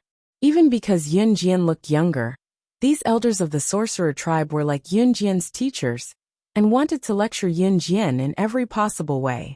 Some of them even thought, if I say these words now, these young people will definitely know and understand me in the future. Then, they will repay me with a grateful attitude. Just like this elder of the sorcerer tribe just now, the elder who said that Lan Su was indecent did not have a surname. The people of the sorcerer tribe all called her Elder Kong. Her name was Kong. Elder Kong felt that she was teaching Lan Su in such a tone, because she was doing it for Lan Su's good. However, Lan Su had forgotten one thing. Lan Su had treated her own beliefs as the absolute right, but she had once denied Lan Su's own beliefs. Elder Kong even thought that she did not need to use the tone of an elder to lecture Lan Su. She stood up and said that it was for Lan Su's good. Elder Kong said that so that Lan Su would understand her good in the future, when she found out that everything she said was correct. However, Elder Kong did not know that Yun Jian hated people like her the most. Elder Kong stood up and said that Lan Su was not right. In fact, her main purpose was to curry favor in front of the sorcerer goddess. However, she expressed it in a way that she thought Yun Jian would feel good about. Elder Kong did not know that Yun Jian hated her behavior very much. Hence, after hearing what Yun Jian had said, Elder Kong turned around and lectured Yun Jian. Sorcerer goddess, although you are the savior of our sorcerer tribe and the future of our sorcerer tribe, you are still a sorcerer tribe. But what I said was all for the sake of Lan Su. The women of the shaman tribe should abide by their duties. If the young women of the shaman tribe who lost their chastity before marriage were raped by the people of the Morong family, it would be irreversible. But Lan Su has broken the rules of our shaman tribe. So according to our rules she should... Shut up. Old thing. If you keep talking, I'll turn you into a dead man in the next second. Yun Jian suddenly scolded. At the same time, she took out the god-vanquishing blade butterfly knife and placed it in front of Elder Kong. Don't think that I won't kill you just because you're an elder of the shaman tribe. Don't forget, I don't even remember what the shaman tribe is. Let's not talk about you. If anyone from the shaman tribe dares to disobey me, I'll kill them all right now. Yun Jian was arrogant, extremely arrogant. Her words could not hide her arrogant tone. She held the knife and pointed it at Elder Kong. That was right. No one could disobey her. No one had the right to criticize her. No one had the right to criticize her in front of her. This was the dignity of the sorcerer goddess. Perhaps it was because he had lived a carefree life for thousands of years, that Elder Kong had long forgotten the arrogance of the sorcerer goddess. It was because she was strong. That was why she was arrogant. Her words were like the sky in the entire shaman tribe, in the entire Yulong mainland. That was an imperial edict. Everyone present was suddenly shocked by Yun Jian's actions. Especially Elder Kong. If the sorcerer goddess from thousands of years ago was standing in front of him, Elder Kong would not dare to lecture her. However, the current Yun Jian made Elder Kong think that she was someone he could control. However, Elder Kong was wrong. When Yun Jian pointed the god-vanquishing blade at Elder Kong was so frightened that he almost knelt down.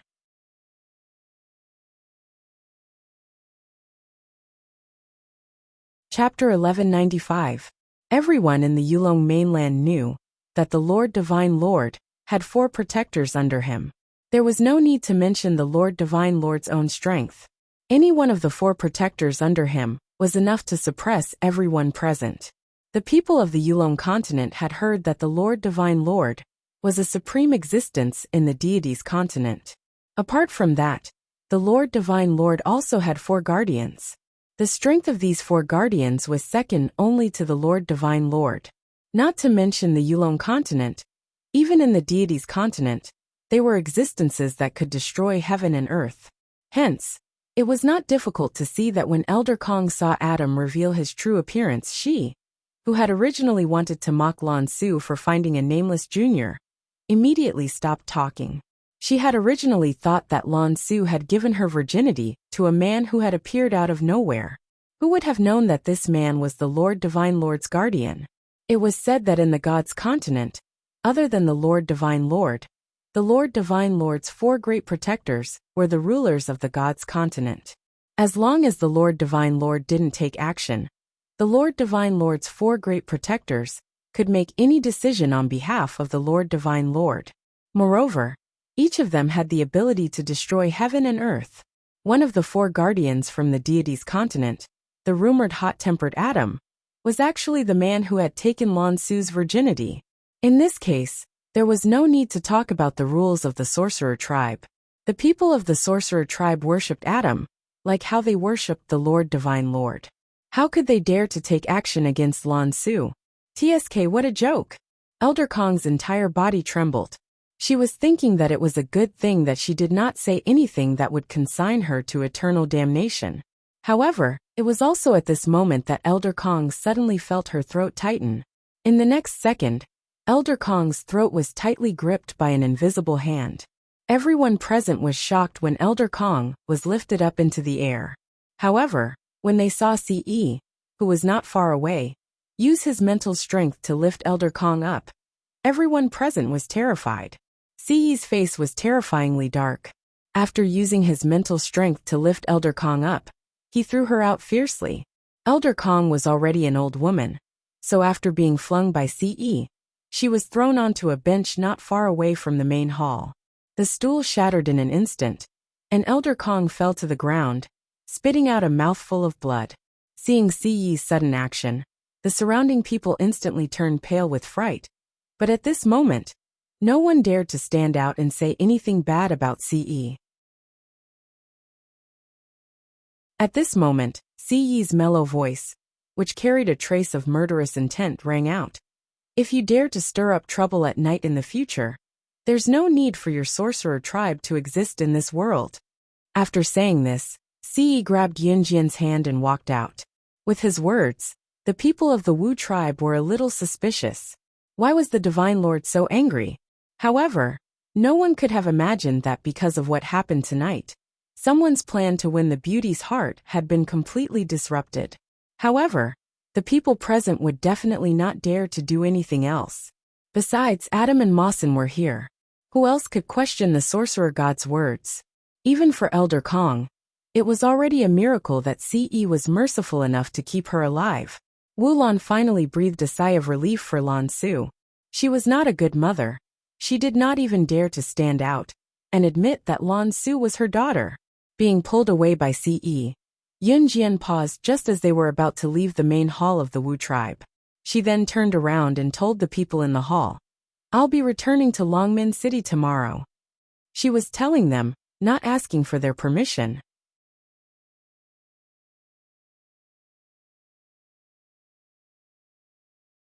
Chapter 1196. Yunjian's decision to return to Longmin City was not made on the spur of the moment. From the moment Yunjian stepped into Yulong mainland, her objective was simple. She wanted to know who the mysterious person who was controlling Inferno Ring behind the scenes was. The culprit behind her brother's tragic death in her past life had yet to be eradicated. Of course, this was only one of the reasons. From her brother's death in her past life to her constant assassination attempts recently, all signs pointed to the fact that this was not as simple as it seemed. Hence, Yunjian decided to make a trip to Yulong mainland. In spite of it, Yunjian was well aware that there were not so many coincidences in this world. It was impossible for her to find the mysterious person on her trip to Yulong mainland this time. Before she left, Yunjian had privately asked Wu Lan to track down the mysterious person for her. At the same time, she asked Wu Lan to find someone for her. The person was her mentor in her past life, an old man whose name she did not know. It was this old man who taught her hypnotism and other techniques in her past life, allowing her to survive in the world of cannibalism. A long time ago, Yunjian heard that the old man was from Yulong mainland. Now that she had come to Yulong mainland, she wanted to see her mentor again, if there was hope in the future. Lan Su paused and kept quiet for 2 seconds. I think. Lan Su bit her lip. Just as she was about to state her decision, Adam, who stood beside her, grabbed Lan Su's hand. Adam then spoke to Yun Jian on behalf of Lan Su. Young mistress, look at how homesick she is. She definitely won't be returning to Longmen City anytime soon. As he spoke, Adam's feigned cool face was magnified. He laughed and said smoothly, Young mistress has agreed to let me stay in Longmen City for a while. Young master has already agreed for me to stay in Yulong mainland for a while. I will take good care of her. When the situation of the sorcerer tribe improves, I will not allow her to stay in Yulong mainland, even if she wants to.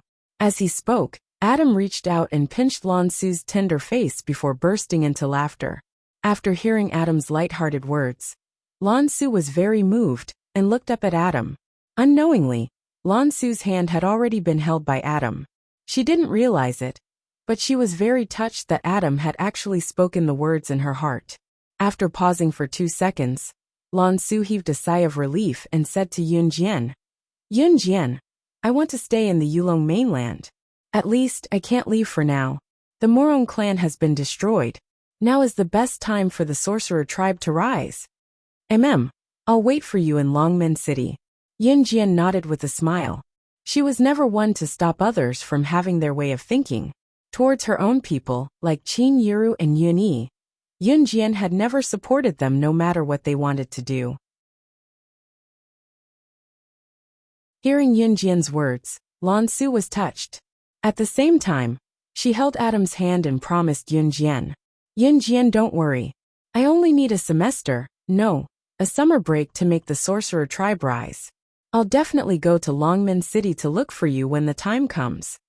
I'll wait for you. Yun Jian narrowed her eyes with an unfathomable gleam in them. This was a belief and also a promise between her and Lan Su. That night, Ce fell asleep with Yun Jian in his arms, but he did nothing. Early the next morning, Yun Jian, Ce, and Emo's son returned home. Knowing that Ce was still functioning, there was no need for Lan Su to send them off on the journey from the sorcerer tribe to Yulong mainland's entrance to Earth. It was not difficult for Yun Jian to get here from Earth. Wu Lan would inform Yun Jian once there was news, and Yun Jian would definitely come to Yulong mainland at once. Therefore, even though Lan Su was reluctant to part, it was not to the point of parting forever. At the same time, Yun Jian and the other two had already passed through the stone tunnel back to Earth and exited through the tunnel entrance. Just as they exited, they realized that Lin Xiaochu, Lin Meiyan, and the rest had not left.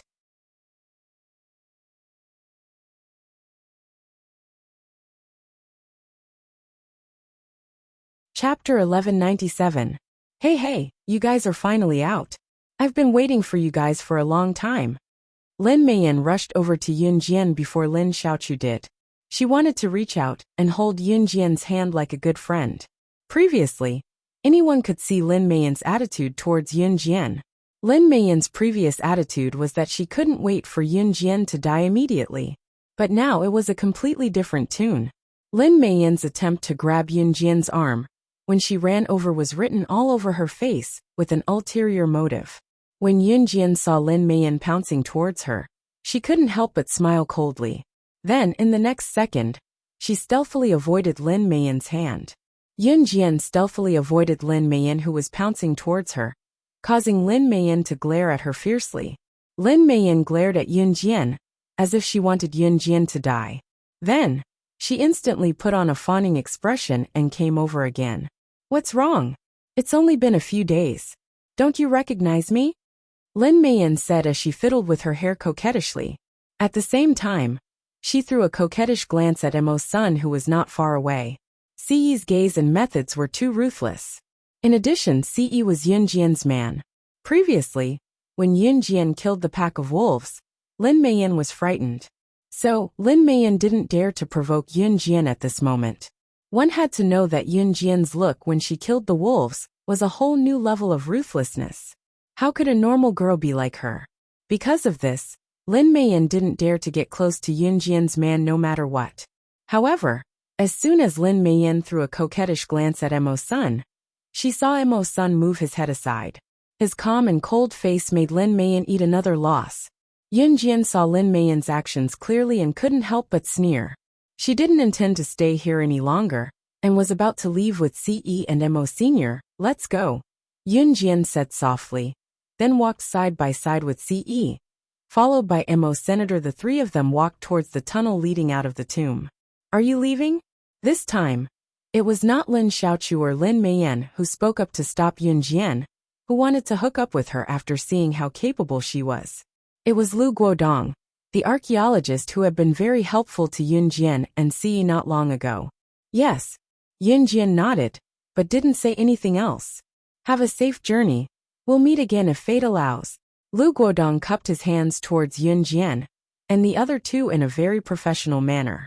Thank you. Yun Jian also smiled, then walked out with CE and Mo Sr. Hey, you guys are leaving just like that? You guys. Lin Xiaochu wanted to chase after Yun Jian, but was stopped by Senior Hu Chirue, who she was thinking about. Ning Xia stood in place and thought for a while. Then she ran towards Yun Jian, and took out a very precious handkerchief embroidered with two mandarin ducks playing in the water. Ning Xia handed the handkerchief to Yun Jian, then took a deep breath and smiled sincerely. This is for you. I personally embroidered it. I hope you guys can be happy forever. Hehe, my house is in Jia Province's Ning City. I don't know if your house is far from mine, but my house is by the sea. If you guys want to go out during the summer vacation, you can come to the beach near my house and eat seafood.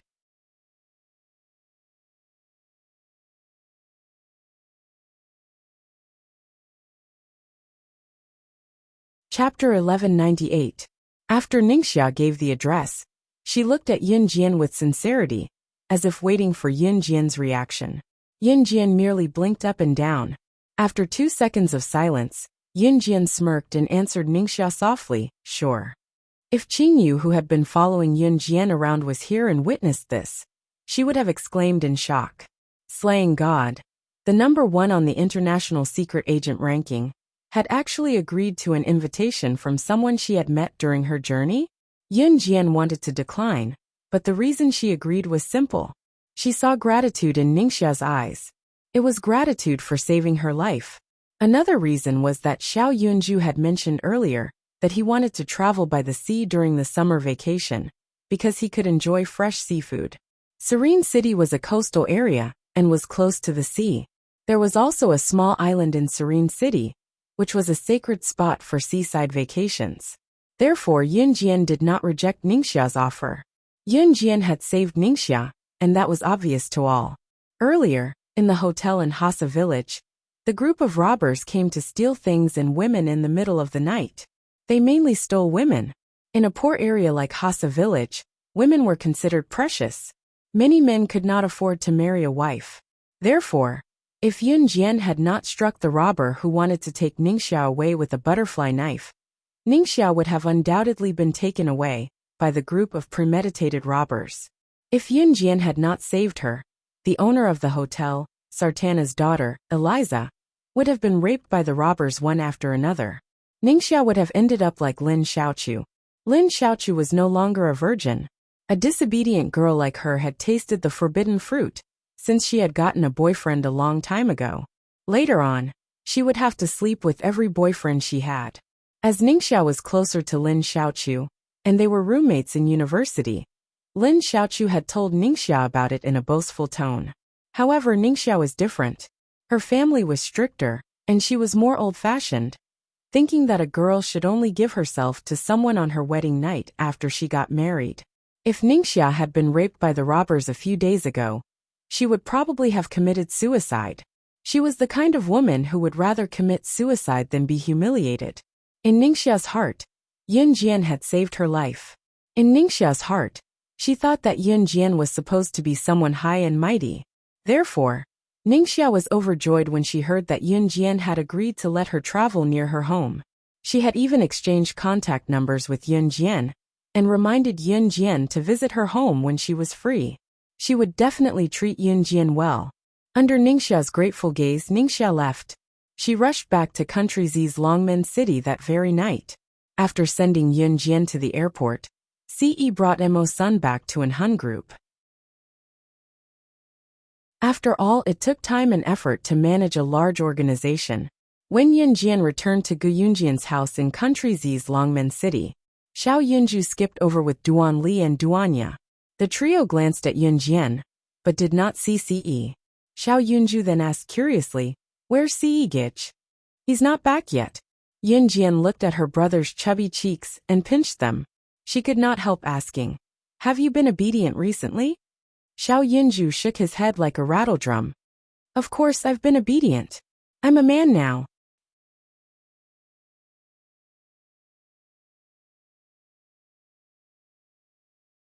Chapter 1199.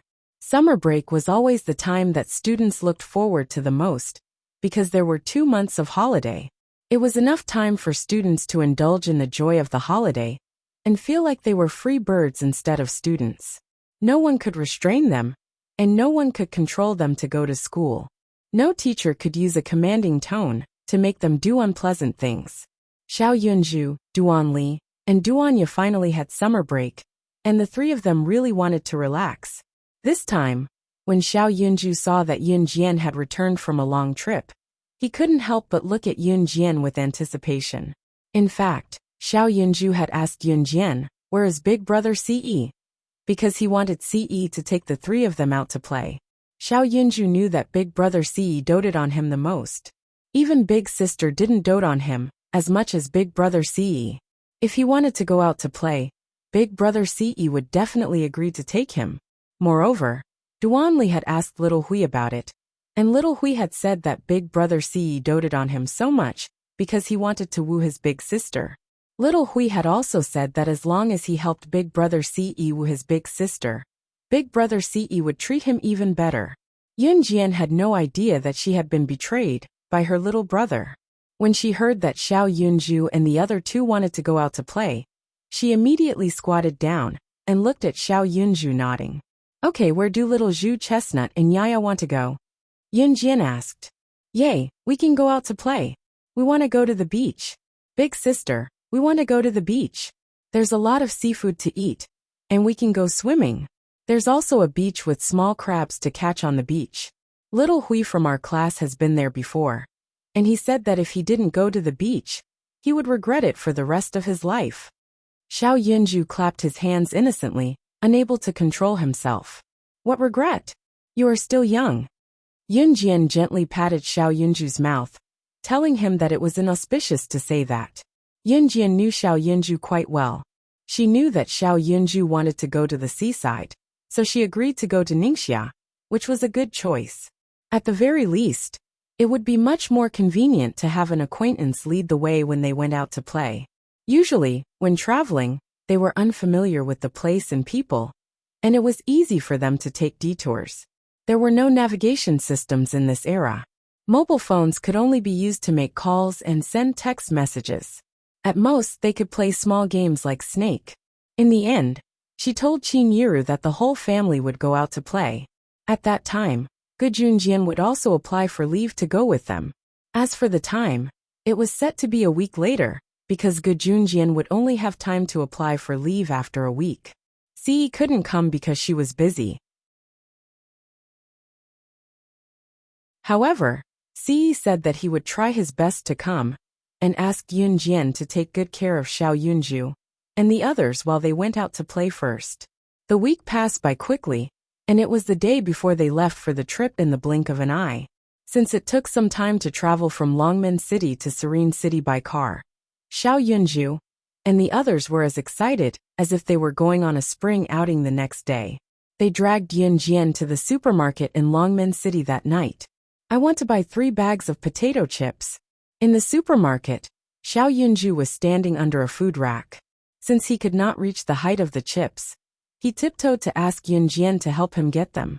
Just as Yunjian turned around happily, she saw a woman in her 30s or 40s, dressed to the nines, walking over to push Xiao Yunju away with her perfect figure, and put the remaining 5 bags of chips into her shopping cart.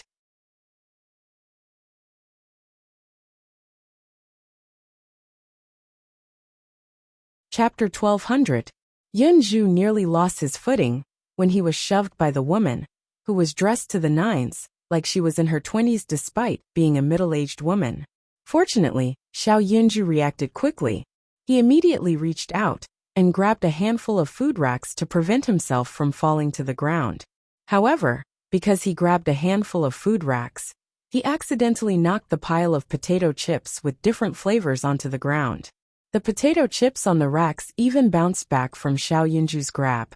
In the next second, a large pile of packaged potato chips all fell to the ground. The woman was scared silly. She pushed the shopping cart and saw Xiao Yunju tripping over a large pile of potato chips on the food racks after she pushed him.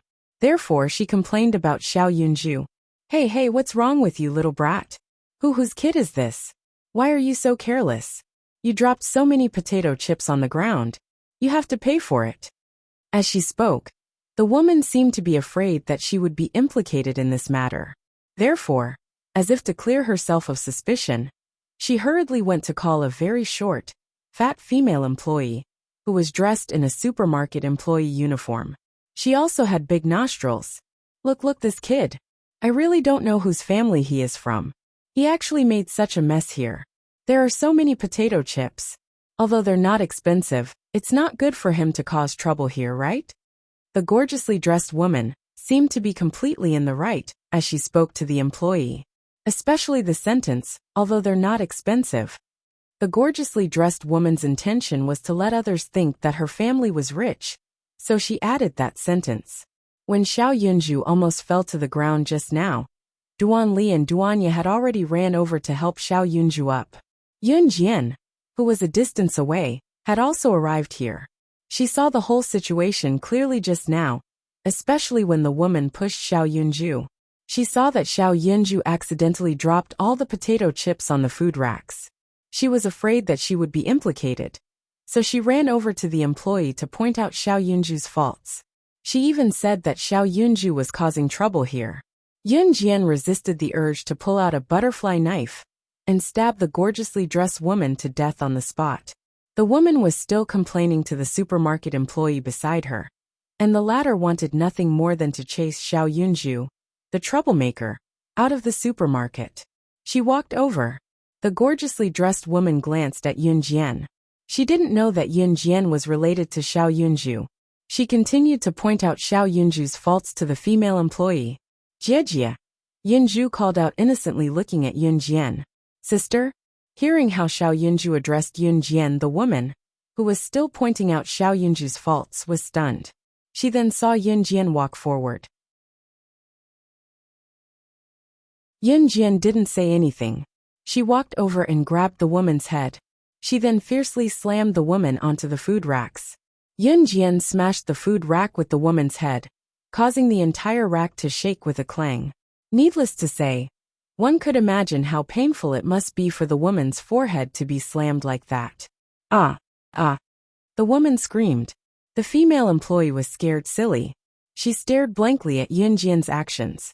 Some people who were still shopping in the supermarket stopped and watched the woman scolding Xiao Yunju. Now, they saw Yun Jian walk up and grab the woman's head and slam it onto the food racks. The people around them gasped, only to see Yun Jian let go of the woman's hand and tossed her to the ground.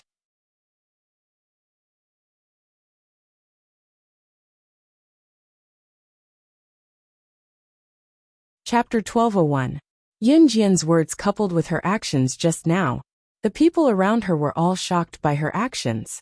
What she did just now, was that something a teenage girl could do? The moment Yun Jian grabbed the woman's hair and slammed her head onto the food rack, the surrounding people almost screamed out loud. In this kind of public place, especially in front of Yun Jian, she was only a teenage girl. How could she do such a shocking thing? The people present were all dumbfounded. The female staff member who was pulled over by the woman just now was so scared that her legs couldn't move. The scene just now was painful just by looking at it. Not to mention that Yun Jian directly grabbed her and slapped her. When the female staff member came back to her senses, she realized that something was wrong. She quickly ran to the supermarket's entrance and shouted for help in a panic. Security! Security! Something happened. Come quickly. The woman who pushed Xiao Yunju and arrogantly accused Xiao Yunju just now was slammed onto the ground by Yun Jian. She was in so much pain that she almost suffocated. Ah! Ah! You hit me! Ah! After falling to the ground, the woman rolled a few times, and was in so much pain that her whole body was roaring. After rolling a few times on the ground, she reached out to touch her forehead, that was grabbed by Yun Jian, and slammed onto the food rack. She felt that there seemed to be some liquid flowing down from there. When the woman touched her forehead, and put her hand in front of her eyes, she was so scared that she almost fainted. The woman even forgot to stand up. Following that, a roar was heard. She wailed like a ghost and howled like a wolf. Ah! Blood! Blood! Ah!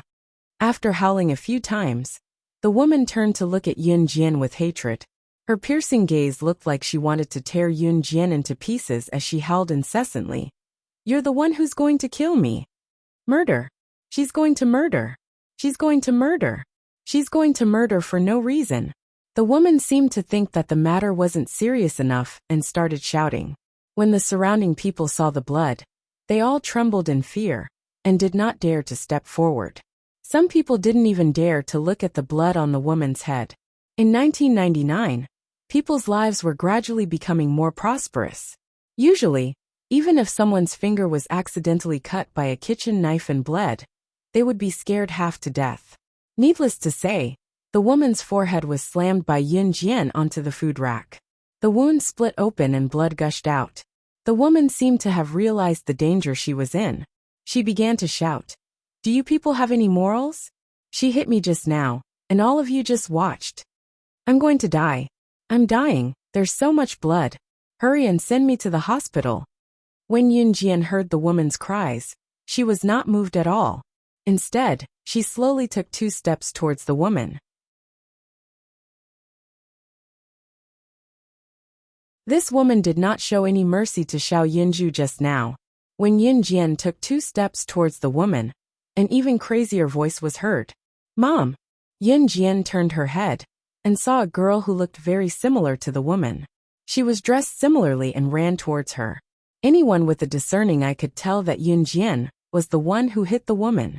When the girl, who was about the same age as Yun Jian, saw the situation, she was completely unreasonable. She picked up a mop from the side and rushed towards Yun Jian. "Ah! How dare you hit my mom? You!" Just now, Yun Jian had been away from the woman for a long time, so she quickly subdued the woman. The surrounding people would only think that Yun Jian was an ordinary girl, just that she was ruthless. Only the girl who had just rushed over had a weapon in her hand, although it was just a mop. But with this mop, the people present felt that Yun Jian's beautiful face would definitely be torn open. She was not a secret agent or an assassin. How could she take this ruthless mop?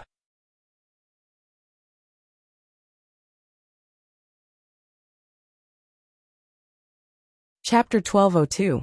This girl was ruthless to the extreme. She saw her mother fall to the ground. Her forehead split open and blood gushed out. At the same time, her mother was still desperately shouting, "It hurts, I'm going to die, I'm going to die." This girl didn't care who was right or wrong, and she didn't care if her mother did anything wrong. This girl was in her youth. She also relied on her good looks to fool around with boys in school, and she also chatted with boys in the underworld. Listening to the boys in the underworld boasting about their power, this girl thought that she was really protected by a powerful character. So whether it was in school or in the underworld, the girl felt that even if she provoked others, she could be protected by the group of boys. Therefore, the girl developed an arrogant and domineering character. Even if the girls in the school dared to say something bad about her, even if it was a joke, she would immediately turn hostile and beat her. Sometimes, she would even lead a group of people to surround a girl and beat her up. However, this kind of behavior, in the girl's view, she felt that it was not shameful to attract the attention of boys. It was in such an environment that she grew up. This girl just saw her mother fall to the ground with her head bleeding. She didn't care who was right or wrong at all. After rushing to the side, she picked up the mop and rushed toward Yun Jian. At this moment, the girl had already come to Yun Jian with the mop. As she ran, she shouted a series of roars like flowing water. "Go to hell! You dare to hit my mother, you go to hell!" While shouting, The girl had already stood in front of Yun Jian with the mop. At the same time, the surrounding group of supermarket onlookers were looking forward to seeing a bloody scene. The girl had already smashed the mop on Yun Jian's head. A few seconds before this, the female staff who ran out to call for help had hurried back with a few security guards. But they just saw the scene of the girl smashing the mop on Yun Jian. The group of onlookers all gasped. Someone exclaimed a few seconds ago, "What's the matter? That girl is finished." Oh hey, that mop. Unless she has the ability of an agent killer in the movie. Otherwise, it's a pity for that beautiful face. As soon as someone spoke, someone behind exclaimed and pointed to Yun Jian over there. "Look that." Everyone around raised their eyes and looked over. Yun Jian, however, stood still on the spot. The mop in the girl's hand had been smashed fiercely toward Yun Jian's head. Just as the mop was about to hit the top of Yun Jian's head, it was about to hit her head hard. Yun Jian looked forward. She suddenly stretched out her left hand, and she didn't even look at the trajectory of the mop above her head. Just like that, in front of everyone, it was as if she had eyes on the top of her head. She accurately stretched out her left hand and caught the mop that was smashing down at her with great inertia. When the mop was swung, the force was very strong, but Yun Jian didn't even look at the mop. She just blindly stretched out her hand and caught the mop. This behavior made the customers who were standing around and watching the show, as well as the female staff member, who had called several security guards back, stunned. But just as everyone was stunned, Yun Jian had already pulled the mop, and directly pulled the girl who was holding the other end of the mop, who was already dumbfounded, towards her. The girl didn't stand firm, and after being pulled by Yun Jian, her whole body swayed back and forth, and she fell directly to the ground. At this moment, Yun Jian had already stepped on the mop pole fiercely. Gotcha! In the next second, the mop pole was easily broken in half by Yun Jian. The girl's hand was under the mop pole, and Yun Jian's step was like torture to the girl. Ah. The girl wanted to retract her hand, but Yun Jian's strength was strong, and she couldn't retract her hand at all. Suddenly, screams spread throughout the whole place. Yun Jian's aloofness and ferocious capability struck fear into those who were present.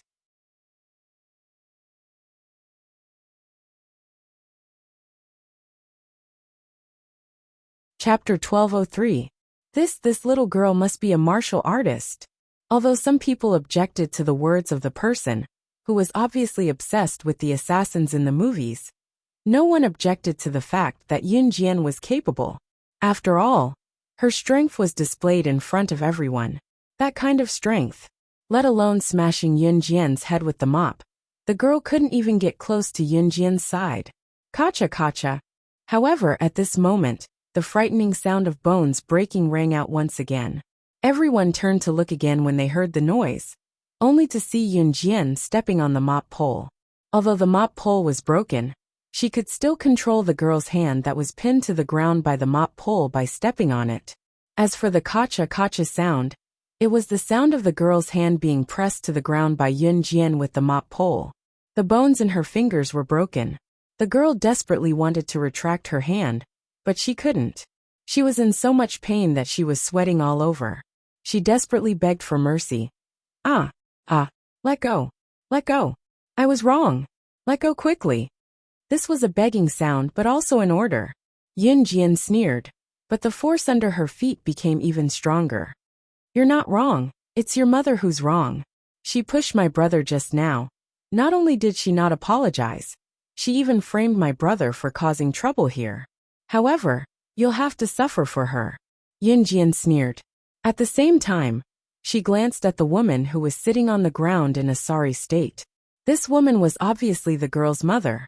The two of them looked exactly the same. After Yun Jian finished speaking, she exerted more force under her feet and stepped harder on the mop pole. Mom, I'm going to die, it hurts. Please forgive me, I was wrong. The girl was suppressed. No matter how hard she tried, she couldn't retract her hand that was being stepped on by Yun Jian under the mop pole. Because of the pain, the girl began to blabber and beg for mercy. Min. When the woman saw her daughter being stepped on by Yun Jian like this, All the cells in her body trembled. At this moment, the woman regretted pushing Xiao Yunju the most. If he didn't treat Xiao Yunju like this, there wouldn't be this scene at all. I was wrong. It was my fault just now. I pushed your brother. Not only did I push your brother, I even framed your brother for causing trouble here. It's all my fault. Please let my daughter go. The woman covered the blood that was slowly flowing from her forehead. She had been arrogant just now, but now she didn't dare to say a word. She could only desperately beg Yunjian for mercy. A woman could beat and scold other people's children at will, but when it came to her own daughter, she doted on her to the bottom of her heart. Now that she saw Yunjian treating her precious baby like this, the woman felt that her heart was about to stop beating. She desperately shouted at Yunjian and begged. The surrounding group of people were dumbfounded. At first, everyone thought that Yunjian had inexplicably rushed up and hit the girl. But until now, when they heard the woman's confession, they realized that it was this woman who bullied her brother first. It was understandable that Yunjian was so angry just now. After all, anyone who saw an adult bullying a child would feel ashamed. From the corner of her eye, she saw Xiao Yunju looking at her with trembling eyes. Yunjian knew that she was too cruel in front of Xiao Yunju, so she let go of her foot after hearing the woman's apology. Get lost, Yunjian said coldly, her eyes glaring at the woman.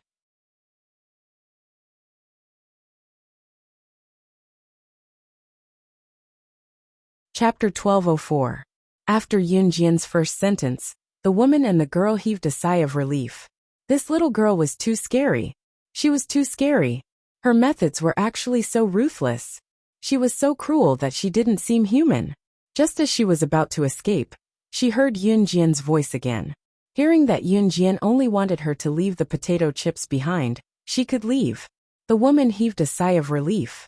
If she hadn't been greedy and wanted to eat potato chips with this flavor, none of this would have happened.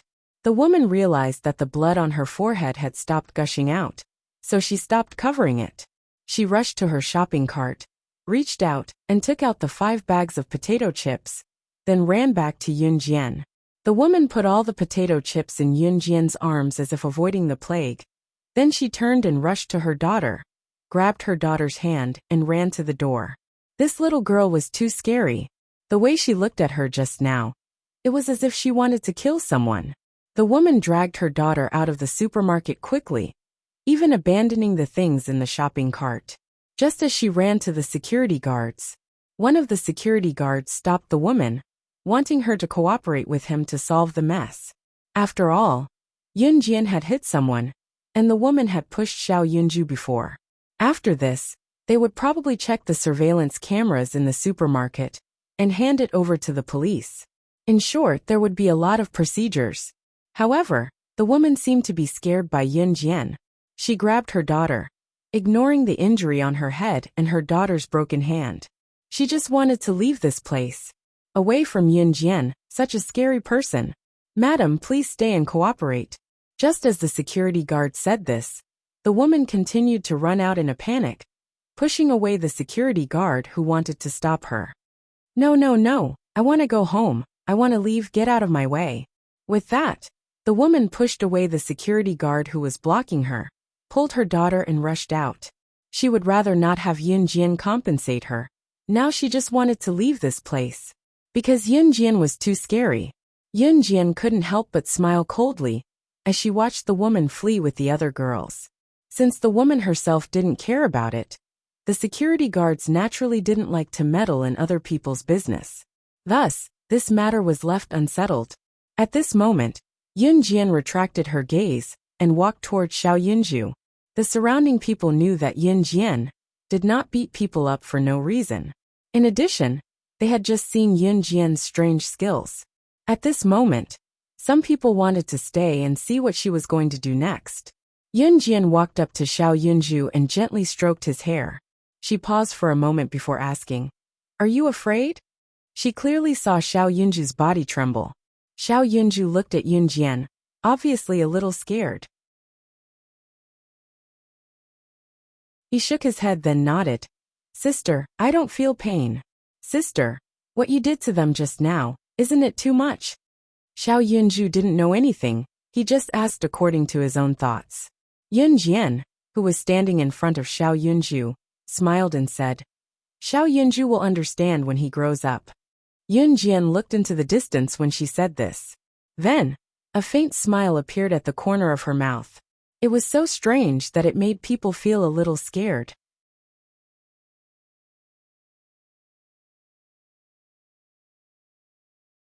Chapter 1205. Yun Jian didn't know that Xiao Yunju wouldn't understand if she told him this so early. But Yun Jian had to let him know one thing. People would only look down on themselves if they were strong. When Xiao Yunju grew up, even if he had a powerful sister. But what if one day she was no longer around? Who could he ask to help him? Xiao Yunju shook his head. He definitely didn't understand Yun Jian's words. However, the people standing around the supermarket were shocked when they heard Yun Jian's words to her brother. The people present didn't expect that this young girl would have such a mature mind. Not only that, but she also used such a serious tone to teach her brother. The people around couldn't help but sigh at the fact that a young girl could realize this. However, there were also people who silently mocked Yun Jian in their hearts. How powerful did she think she was? It was as if she had really experienced something incredible. However, if these people knew that Yun Jian had been trained by the organization as an agent in her previous life, there would only be a handful of people left. Out of the hundreds of agents, only a handful would be left alive in this world. The weak would be eliminated. If the hundreds of agents died, because they were too weak, they would not be able to survive. Those people who were secretly mocking Yun Jian in their hearts definitely wouldn't think so. As a person who survived by licking blood from the muzzle of a knife and gun, her understanding must be different. Xiao Yunju scratched his head. He thought for 2 seconds, then pouted and said to Yun Jian, Sister, I think I understand a little. Yun Jian nodded slightly. Then, she handed 3 bags of potato chips to Xiao Yunju and the other 2, keeping 2 for herself. She rubbed Xiao Yunju and the other 2's heads and said, Go find the snacks you want to eat. Xiao Yunju and the other 2 immediately ran to find snacks to eat on the trip, after hearing Yun Jian's words. Because they were leaving for the trip tomorrow, Xiao Yunju and the other 2 were extremely excited. On the way home, the 3 of them held each other's hands. Xiao Yunju held Duanli's hand, and Duanli held Duanya's hand. Yun Jian held Xiao Yunju's hand in one hand, and the 3 babies bought a big bag of snacks from the supermarket in the other hand. Qin Yiru was at home preparing the daily necessities for the trip tomorrow, and Si wasn't at home. So Yun Jian brought Xiao Yunju and the other 2 to the supermarket to buy things. Now that they were carrying a big bag home, they had just reached home. Yun Jian saw Qin Yiru's, but half sat on the sofa, with her hand in the travel bag. She was fiddling with the things to bring tomorrow. There was a person dressed like a rich lady standing in front of Qin Yiru. Yang's wife, and Qin's, a few family friends' business, a few S's and she to Mrs. Yang's husband was a businessman.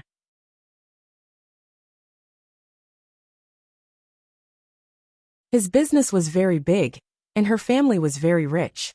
Mrs. Yang herself was a woman with a very good temperament. She was a real rich wife. However, Mrs. Yang was different from other rich wives. Qin Yiru came from the countryside. Knowing this, Mrs. Yang didn't dislike Qin Yiru. Instead, she became very good friends with Qin Yiru.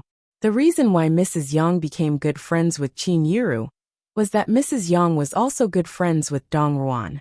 For the trip tomorrow, Yun Jian's family and Mrs. Yang's family would be traveling together. Dong Ruan had to give up because she was busy.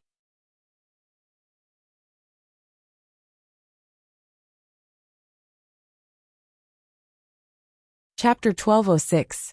Seeing that Yun Jian had returned with Xiao Yunju and Yun Jian with a big bag of snacks, Mrs. Yang quickly told Qin Yiru, Yiru, they're back. As she spoke, Mrs. Yang went over to help Yun Jian carry the large and heavy plastic bag in a friendly manner. Yun Jian thanked her politely. Auntie Yang. Xiao Yunju and Yun Jian ran to Mrs. Yang and greeted her affectionately. There's mung bean soup in the kitchen. Xiao Jian, bring Xiao Zhu and the rest to get it. Qin Yiru stopped what she was doing and told Yun Jian. Yun Jian nodded softly. Just as Yun Jian said that, the door opened again and Yunyi came in. Just as Yunyi entered, another petite figure followed closely. Yun Jian narrowed her eyes when she saw Yunyi pulling Qing Yu in. Qing Yu let go of Yun Yi's hand shyly the moment she entered the house with Yun Yi. "Hello, Sister Jian Auntie." Qing Yu greeted Yun Jian and Qin Yiru. "You came at the right time. There's mung bean soup in the kitchen. Go get it." Qin Yiru pretended not to see Qing Yu and Yunyi holding hands, and stood up as she spoke. Qing Yu was going on this trip as well. After the group was done with the mung bean soup, they returned to their rooms and sleepwalked. When Yun Jian returned to her and Si Yi's villa, she was not in a hurry to sleep. Instead, she took out her tablet and logged into the secret assassin website that she had not logged in for a long time. Just as she logged in with the code name Slaying God, a pop-up window popped up. Yun Jian narrowed her eyes and clicked on it, but her attention was attracted by the black headline on the webpage. It said, "The Third Global Underground Tea Party was held in country B on August 1, 1999. Yun Jian's eyes flashed when she saw the title. Don't be fooled by the name of the gathering. The Third Global Underground Tea Party. If ordinary people saw these words, they would only think that it was a gathering of international bigwigs. However, with the word underground, the meaning was completely different. Yun Jian didn't want to talk too much about it. In short, the word on the ground meant that the people attending this gathering were either secret agents, killers, or members of international mercenary groups. To put it bluntly, this was a global gathering of the underground forces. Such underground gatherings were rarely held. So far, there had only been 2 such gatherings in the world. Yun Jian had participated in it once. At that time, she was just a nobody on the secret agent list. However, he did not expect that the Third Underground Tea Party would be held soon. Beep beep beep. Right then, a pop-up window popped up on the webpage. Yun Jian opened the chat window and saw that it was Snake Lizard who was looking for her.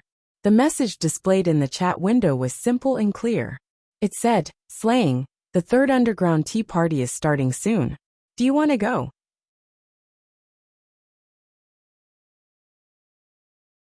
The words Tea Party were obviously a cover-up for the underground forces. The people attending this gathering were either killers or secret agents. To put it bluntly, this was a meet and greet for the secret agents and killers. The lights were off in the room. Yun Jian stared at the computer screen for 2 seconds. In the dark, her lips curled into a slight smile. After a pause, Yun Jian reached out and typed a word on the laptop keyboard swiftly with her fingers before clicking send.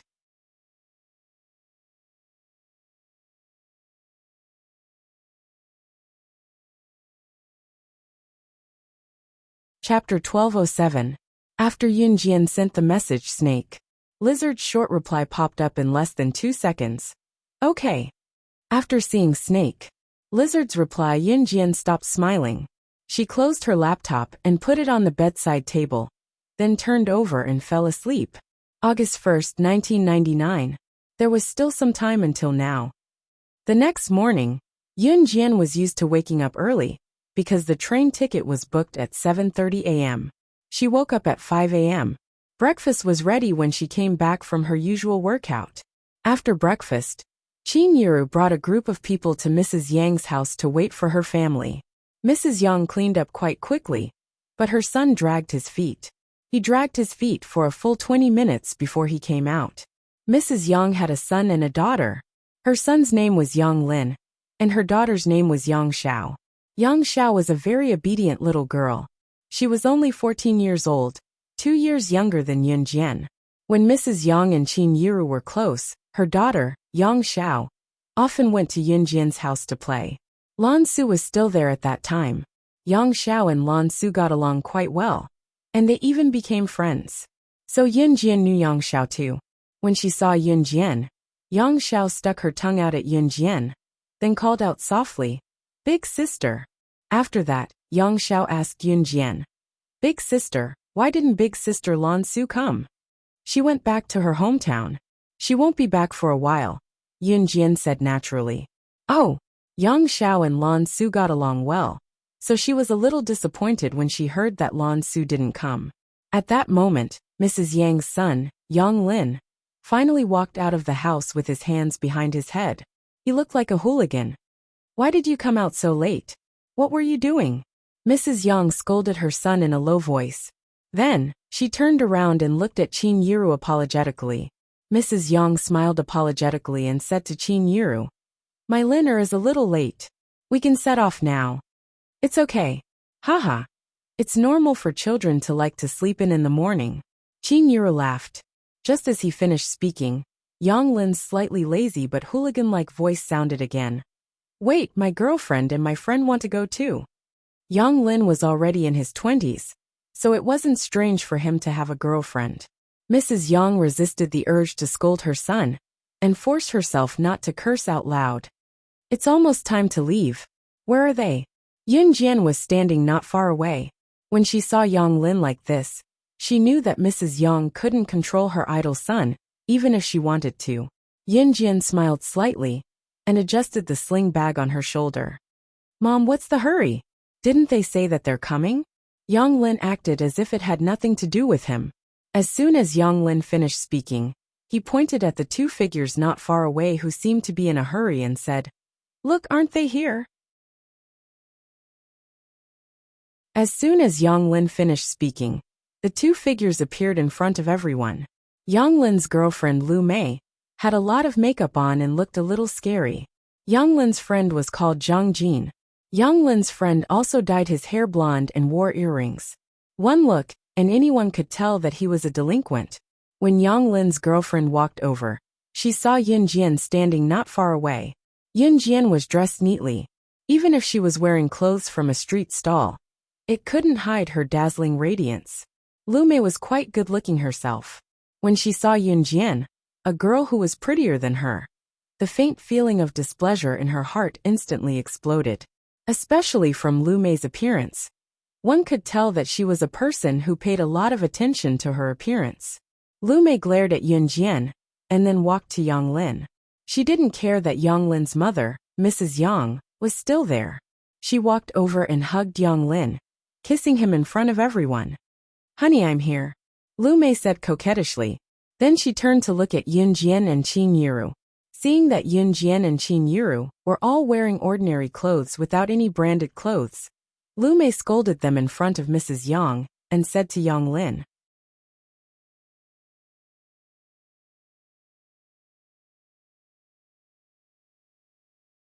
Chapter 1208. Especially when she saw Qin Yiru, Lu Mei's deep disgust was even more obvious. Usually, people of Lu Mei's age would not be willing to team up with people in their 40s or 50s for a trip, because there would be a generation gap. Especially when she saw Qin Yiru, Lu Mei was even more disgusted. Although her family's financial situation had improved, Qin Yiru was used to wearing clothes bought from the roadside. These clothes and pants were just street goods that people kept talking about. Lu Mei saw Qin Yiru and Yun Jian's ordinary clothes and knew that they did not come from a rich family. That was why she said that Qin Yiru and Yun Jian were country bumpkins. Moreover, Lu Mei did not give any face to her boyfriend, Yang Lin's mother, Mrs. Yang. After that, Lu Mei even tucked her extra hair behind her ear, pretending to be very fashionable. Mrs. Yang did not expect her rebellious son to find such a condescending girlfriend. She was exasperated at her son's failure to live up to her expectations. At the same time, Mrs. Yang was so angry that she scolded her son for finding a woman like Lu Mei. "Lin or Yiru is my good friend. You'd better keep your girlfriend in check, or we won't welcome her." Although Mrs. Yang usually looked gentle and weak, she was actually a very strong-willed woman. Lu Mei had criticized Qin Yiru and Yun Jian in front of Mrs. Yang just now, and it had infuriated Mrs. Yang. So she retorted directly. Mrs. Yang's meaning was very clear. She was warning Lu Mei that this trip was organized by her and Qin Yiru's family. If Lu Mei disliked them, she could get lost. Lu Mei was shocked by Mrs. Yang's words. Then, Lu Mei was afraid that Mrs. Yang would really not allow her to go with them. So Lu Mei's arrogant face instantly changed. At the same time, Lu Mei looked at Mrs. Yang with a fawning expression on her heavily made-up face. "Auntie, I've always been outspoken. If I say anything bad, please don't blame me." Although Lu Mei said so, she was rolling her eyes in her heart at this moment. However, she was thinking, is Yang Lin's mother crazy? She's actually helping Qin Yiru's family, who are dressed like country bumpkins and are obviously poor. Lu Mei had long forgotten that she used to be poor too. Later on, she had a few rich boyfriends and served them well. That was how she became the current her, who was dressed in branded clothes from head to toe. As for Yang Lin, to be honest, he was Lu Mei's financial backer. But in fact, Lu Mei wanted to marry into the Yang family, so she immediately admitted her mistake after hearing Mrs. Yang's words. Mrs. Yang's mother, Lu's mother's mother's mother's mother's. There was a glint in Yun Jian's eyes before she narrowed them. Obviously, Lu Mei was hostile to him. She had never met Lu Mei, so she didn't know why Lu Mei was hostile. However, Yun Jian always kept her own principles. As long as Lu Mei didn't provoke her or Qin Yiru, Yun Jian wouldn't do anything to her. They took the city bus, and soon arrived at the East bus station.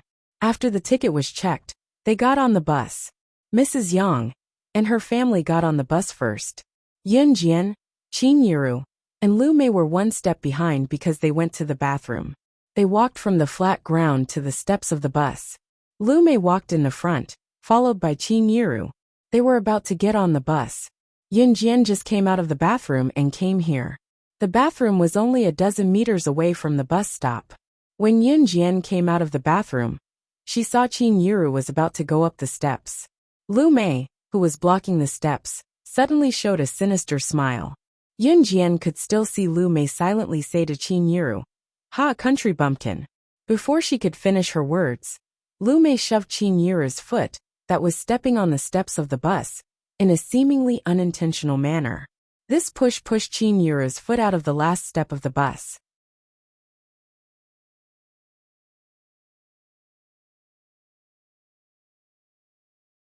Chapter 1209.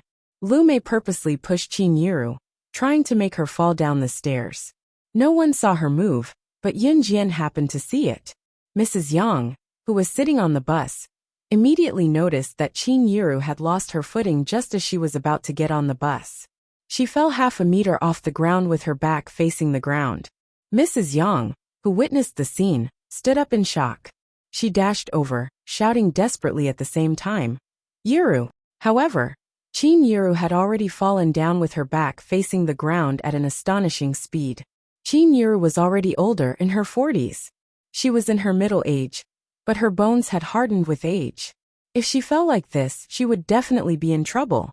Mom, Yun Yi, who was sitting on her seat, quickly stood up and ran toward Qin Yiru when she saw this. However, the speed of falling was always faster than the speed of running. Lu Mei looked innocent on the surface, but the corners of her lips were slightly curled into a faint smile. Lu Mei's lips suddenly stiffened in the next second. After the ticket was checked, Mrs. Yang and the rest sat on the bus. There were many long-distance buses parked beside the bus, and the surrounding buses were also filled with people. Just as the crowd inadvertently caught a glimpse of a petite figure dashing toward the bus to Serene City from the restroom at the speed of a falcon, the crowd turned around to look. The people around all turned their heads and glanced over. In the next second, everyone present widened their eyes as they accepted the frightening scene that was about to unfold before their very eyes. From the toilet a dozen meters away from the bus, Yun Jian sprinted toward the bus like a sprinting leopard, or a falcon, that had spotted a scrumptious meal. Could it be that she's going to save the woman who fell down from the bus over there? The crowd finally realized that Qin Yiru had accidentally fallen down the stairs of the bus. If Qin Yiru fell down, she would definitely be in trouble. On the other side, Yun Jian was running towards Qin Yiru like a gust of wind. The passengers sitting on the surrounding buses were all dumbfounded as they stared at this scene with their eyes wide open. That place was more than 10 meters away from where she was. How could she possibly catch it? Some people thought that they could already see the scene of Qin Yiru falling head first onto the ground. If her head hit the ground first, Qin Yiru would definitely be seriously injured. In fact, it wasn't impossible for such a serious injury to cause problems from the fall. However, Before this person could finish shouting in shock, Qin Yi suddenly stopped. Everyone only felt a gust of wind flash past them. In the next second, Yun Jian flashed past. She saw that it was too late for her to reach out to support Qin Yiru, who was about to fall to the ground. Hence, she threw herself towards Qin Yiru.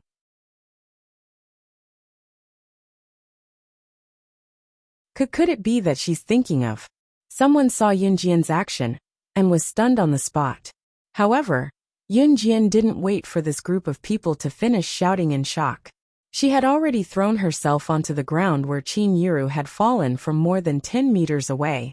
The speed of Qin Yiru falling from the air to the ground was definitely less than 4 seconds. If Yun Jian was running, it was absolutely impossible for her to react from more than 10 meters away and reach out to catch Qin Yiru. However, it was different for her to throw herself horizontally. When she threw herself horizontally, Yun Jian's entire body was propelled forward.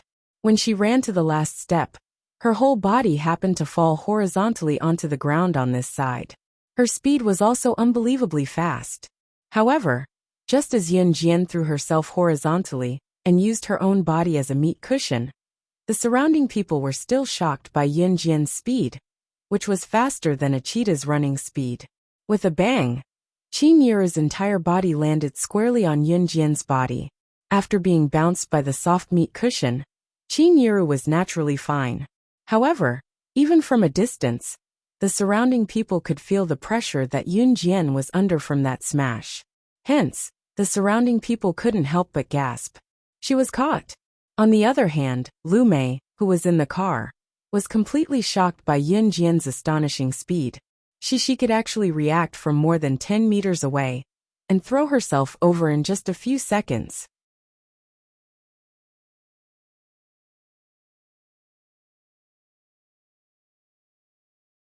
Chapter 12:10. Yun Jian had indeed suffered a heavy blow. She groaned, but she did not cry out in pain. Just like that, she caught Qin Yiru's body and did not let Qin Yiru show any signs of injury.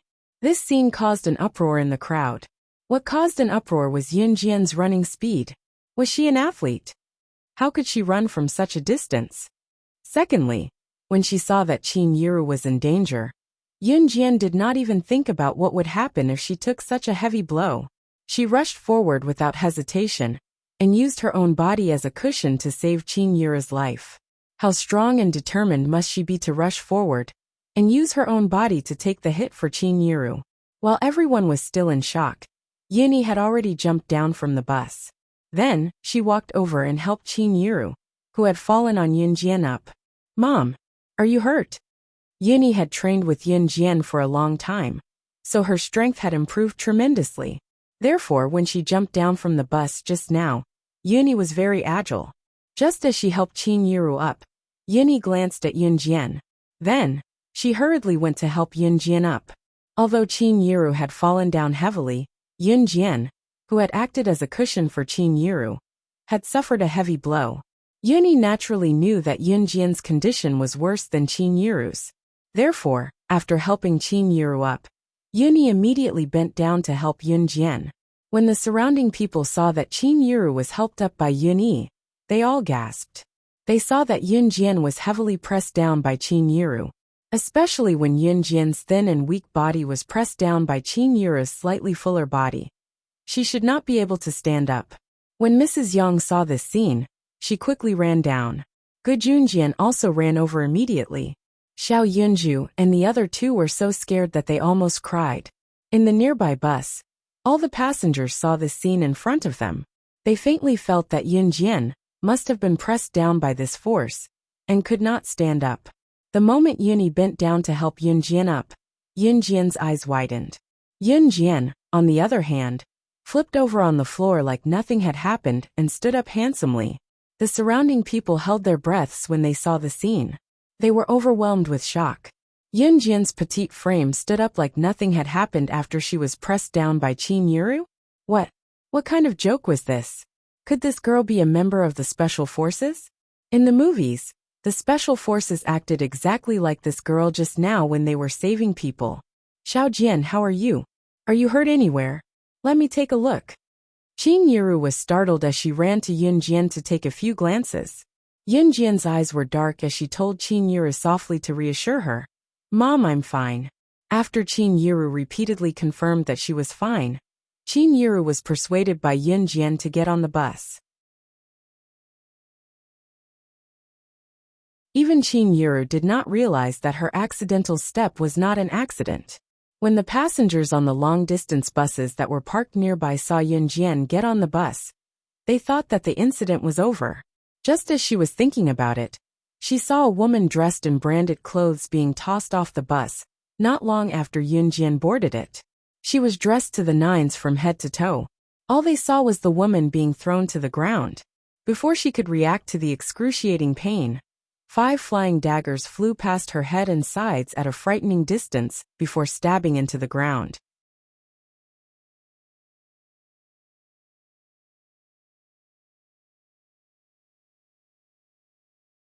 Chapter 12:11.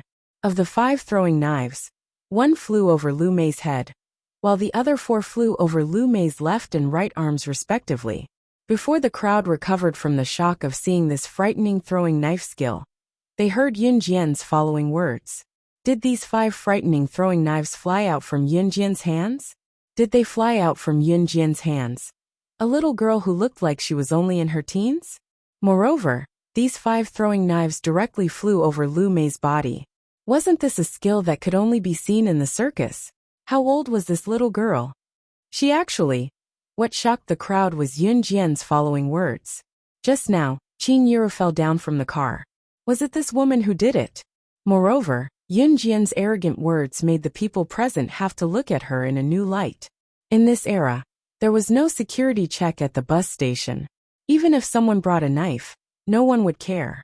Therefore, the crowd was not surprised that Yun Jian brought a knife.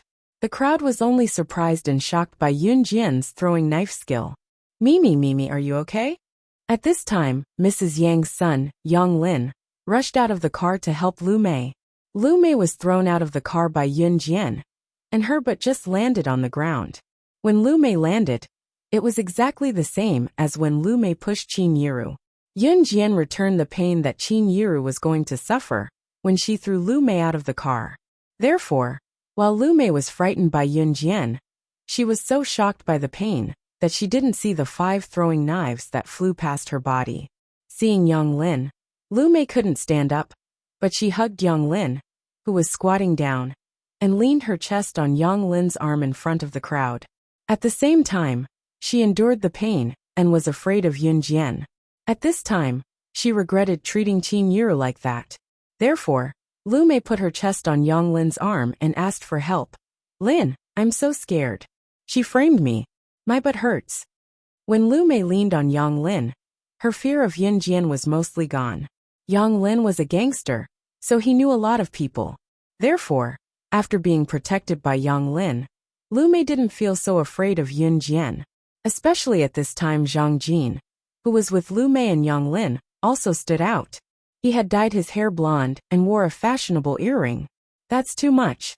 You're framing someone without any evidence. Why are young ladies nowadays so wicked?" Zhang Jin spoke up for Lu Mei as soon as he stepped up to attack Yun Jian. Yun Jian sneered. She slowly walked down from the bus and looked at Lu Mei and the others, who felt very proud after being protected. "You want proof, huh?" Yun Jian strolled to Lu Mei with a menacing smirk. Just now, Qin Yiru was almost thrown to the ground. Yun Jian's bottom line was touched again. She didn't care about the opinions of the people around her, and walked toward Lu Mei.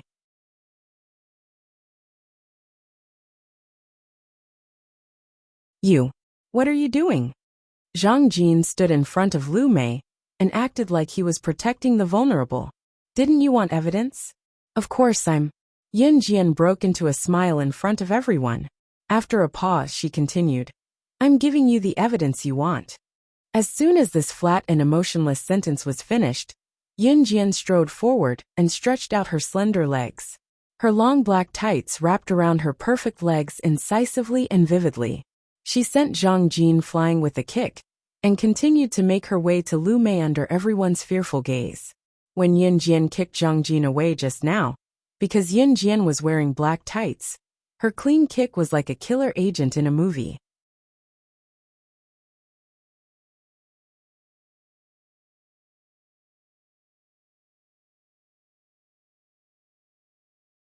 Chapter 12:12. Yunjian's pace was slow as she made her way to Lu Mei, who was on the ground. It took her a while to take a few steps. When Lu Mei and Yang Lin saw that Yunjian had sent Zhang Jin flying with a kick, the young couple, who were brimming with vigor, paled in fright. Under the morning sun, Yunjian's high ponytail made her look beautiful. Yunjian was wearing a pair of black tights, which outlined her perfect curves. Her upper body was also tight, and her full breasts were vividly displayed in front of everyone. Her face was terrifyingly gloomy. When Yunjian sent Zhang Jin flying with her kick just now, everyone had the illusion that they were watching a secret agent from a movie.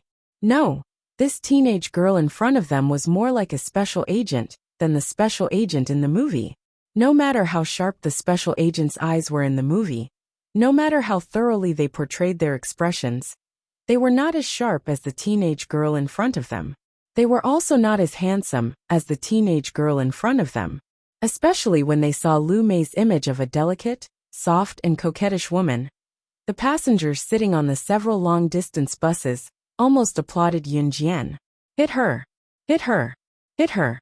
Some people even roared in their hearts. Some people were born unlikable, while some people's words and actions gave people a feeling of superiority and admiration from the bottom of their hearts. Lu Mei belonged to the former, and Yunjian belonged to the latter. Mrs. Yang, who was standing in the bus, looked very bad. As for Qin Yiru, she was dizzy from the fall just now. Qin Yiru's body was not particularly good, and the fall just now made Qin Yiru even more dizzy. At this moment, Yun Yi and Gu Junjian were taking care of her. Mrs. Yang hated that she brought her son, Yang Lin, on a trip. What kind of woman did her son find? Mrs. Yang believed Yunjian's words very much. So at this moment, Mrs. Yang's first thought was to tell her son to dump this vicious woman Lu Mei as soon as they came back from the trip. At the moment when everyone was thinking, Yunjian stepped forward and stood in front of Lu Mei. Lu Mei grabbed Yang Lin's hand tightly and looked at Yunjian. She was so scared that her whole body was trembling. Because there were so many people around the bus watching, Lu Mei thought that she could not lose face. So Lu Mei stretched her neck, glanced at Yunjian, and then said in a trembling voice, You, don't come over or I'll. At this moment, Lu Mei still wanted to threaten Yunjian. But in fact, she did not have anything to threaten Yunjian. Yunjian sneered. In the next second, under everyone's exclamation, Yunjian suddenly jumped up with one foot and rushed toward Lu Mei. At this time, Yang Lin was scared half to death. When he thought of Zhang Jin being kicked by Yunjian, he did not care about Lu Mei at this moment.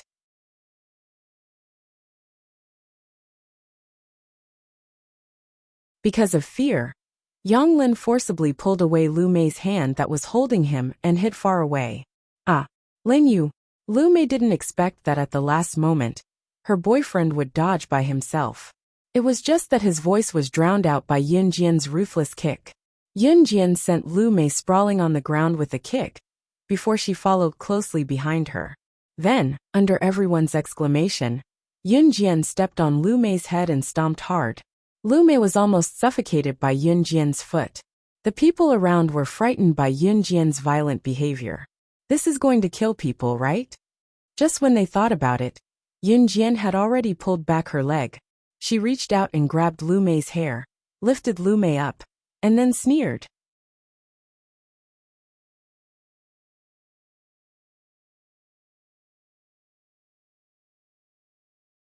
Chapter 12:13. As Yunjian spoke, the people present didn't even know when a butterfly knife suddenly appeared in her hand. The butterfly knife suddenly appeared in Yunjian's hand.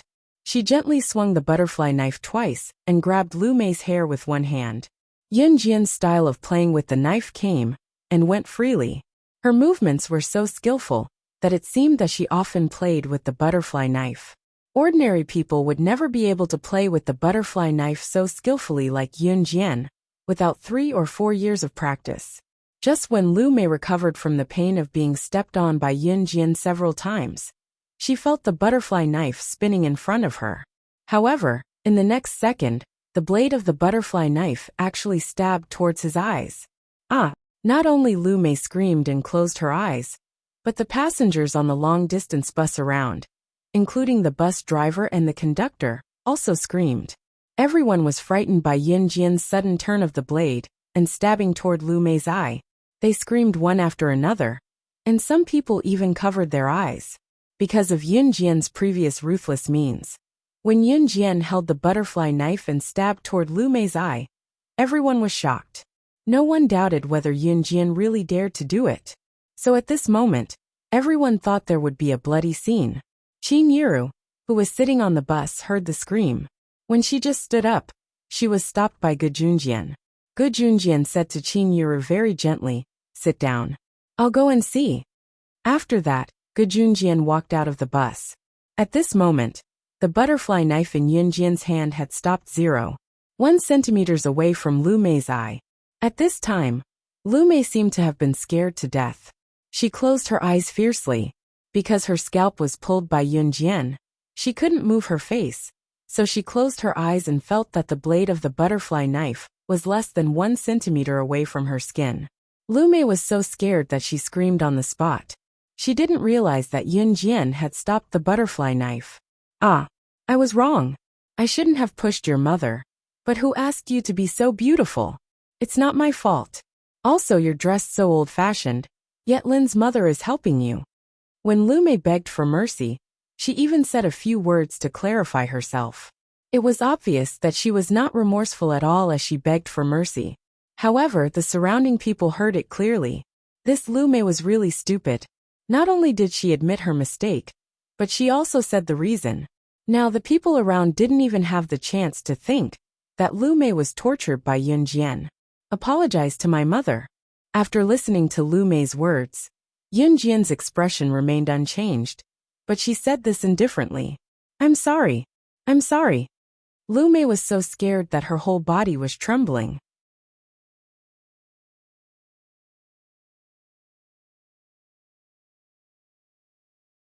She had already reached out to cover her eyes, and was so scared that she burst into tears. Yin Jian stood up. She loosened her grip on Lu Mei's hair, and turned her hand over. 5 blades immediately appeared in her hand. At this time, Lu Mei opened her eyes and saw that Yin Jian suddenly held 5 blades in her hand. She was scared silly. The surrounding people were also a little surprised. However, they heard Yin Jian's beautiful melodious voice again. She said to Lu Mei. While speaking, she turned the 5 blades in her hand. I'll give you 5 seconds to get out of my sight, or I'll kill you. These words were flat and monotonous, without any emotion, but it was enough to startle the people present.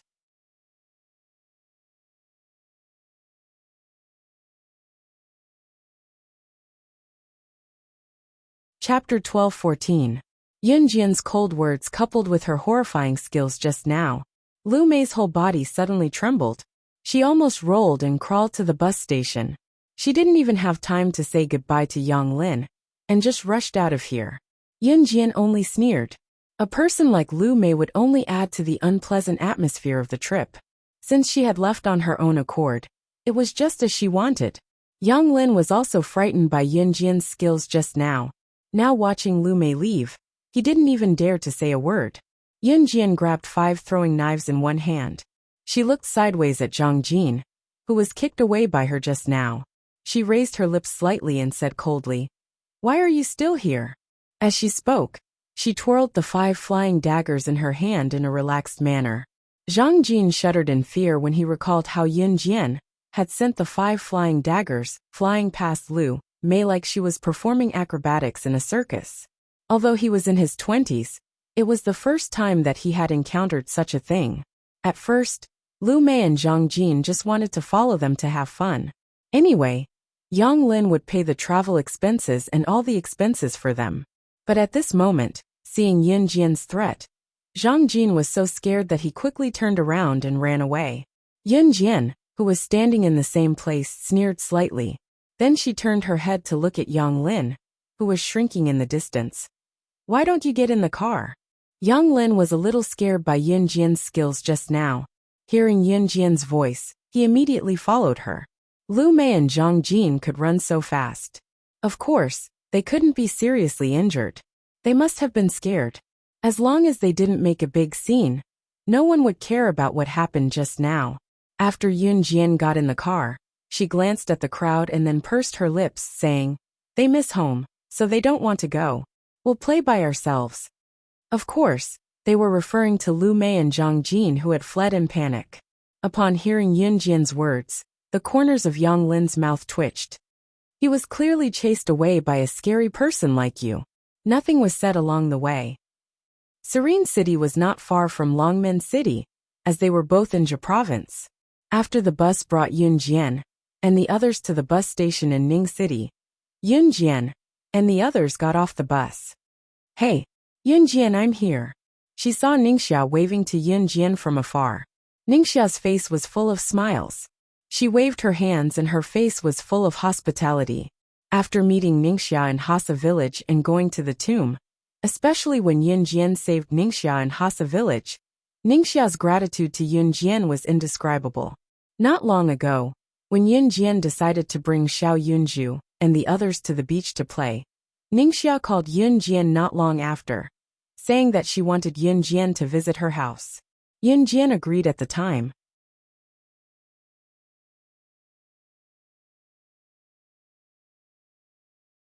Ningxia knew that Yun Jian and Lin Xiaochu were not on good terms, so she came alone today. When she saw Yun Jian, Ningxia rushed over. Glancing at Qin Yuru and Gejunjian, she greeted, "Hello, aunties. Hello, uncles." She then ran over to help Yun Jian with her luggage. Ningxia's family was very rich. Since Yun Jian had saved her last time, Ningxia and her parents asked Yun Jian and Mrs. Yang's family to stay for dinner. The best beach in Serene City is at Zhoudao, but it takes more than 40 minutes to get there by a big ferry. The hotels there charge a lot. So stay at my house tonight. I'll bring you around tonight and have a seafood feast.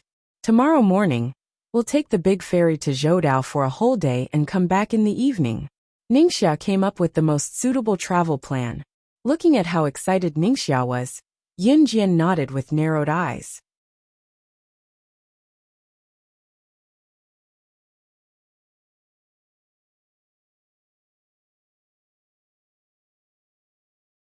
Chapter 12-15. It was a very troublesome thing if one did not know the locals when traveling, because one would be cheated. If one were to ask a stranger, they would not tell one much for no reason. Of course, one would meet a friendly stranger as well. However, if one were to meet someone who was scheming against one, such as him leading the way and inviting one to his restaurant for a meal, it would be a common occurrence. Therefore, with the guidance of a local like Ningxia, one could save a lot of trouble. Many people were willing to follow tour groups because they could not find a place to travel. With Ningxia's help, it was much more convenient for Yun Jian's family and Mrs. Yang's family. After lunch, the group was ready to go shopping. Ningxia's parents were government officials. When the two of them heard that Ningxia was traveling to country A and Yun Jian was traveling here after saving Ningxia, they quickly took a few days off and invited Yun Jian and Mrs. Yang's family for lunch in a friendly manner. Ningxia's mother was a very elegant woman, so after chatting with Qin Yuru and Mrs. Yang for lunch, the three of them came to a tacit understanding and went shopping together in the afternoon. Gejunjian did not go. He stayed at Ningxia's house to play chess with Ningxia's father. Both of them were experts in chess. During the Chinese New Year, Gejunjian played a few rounds of chess with Ce. It was no exaggeration to say that it was because Ce was good at chess that Gejunjian strongly supported Ce to pursue Yun Jian in the beginning. Xiao Yunju and the other two were brought out shopping by Qin Yuru, so Yun Jian, Yunyi, Qinyu, and Ningxia were at home together. Since we're free in the afternoon, I'll bring you guys to the biggest shopping mall here. Hihi, I've asked Senior Rue to come along too. He's the one who was more handsome when we were at Hassa village last time. Ningxia stuck her tongue out at Yun Jian as she spoke and added, I know you don't get along well with Xiao Chu and Duan Tianyu, so I didn't ask them along today. This prevented Yun Jian from encountering anything unpleasant. Yun Jian nodded with a smile. Ningxia then brought Yun Jian and the rest to Serene City's huge shopping mall. In 1999, Serene City's busiest shopping mall was crowded.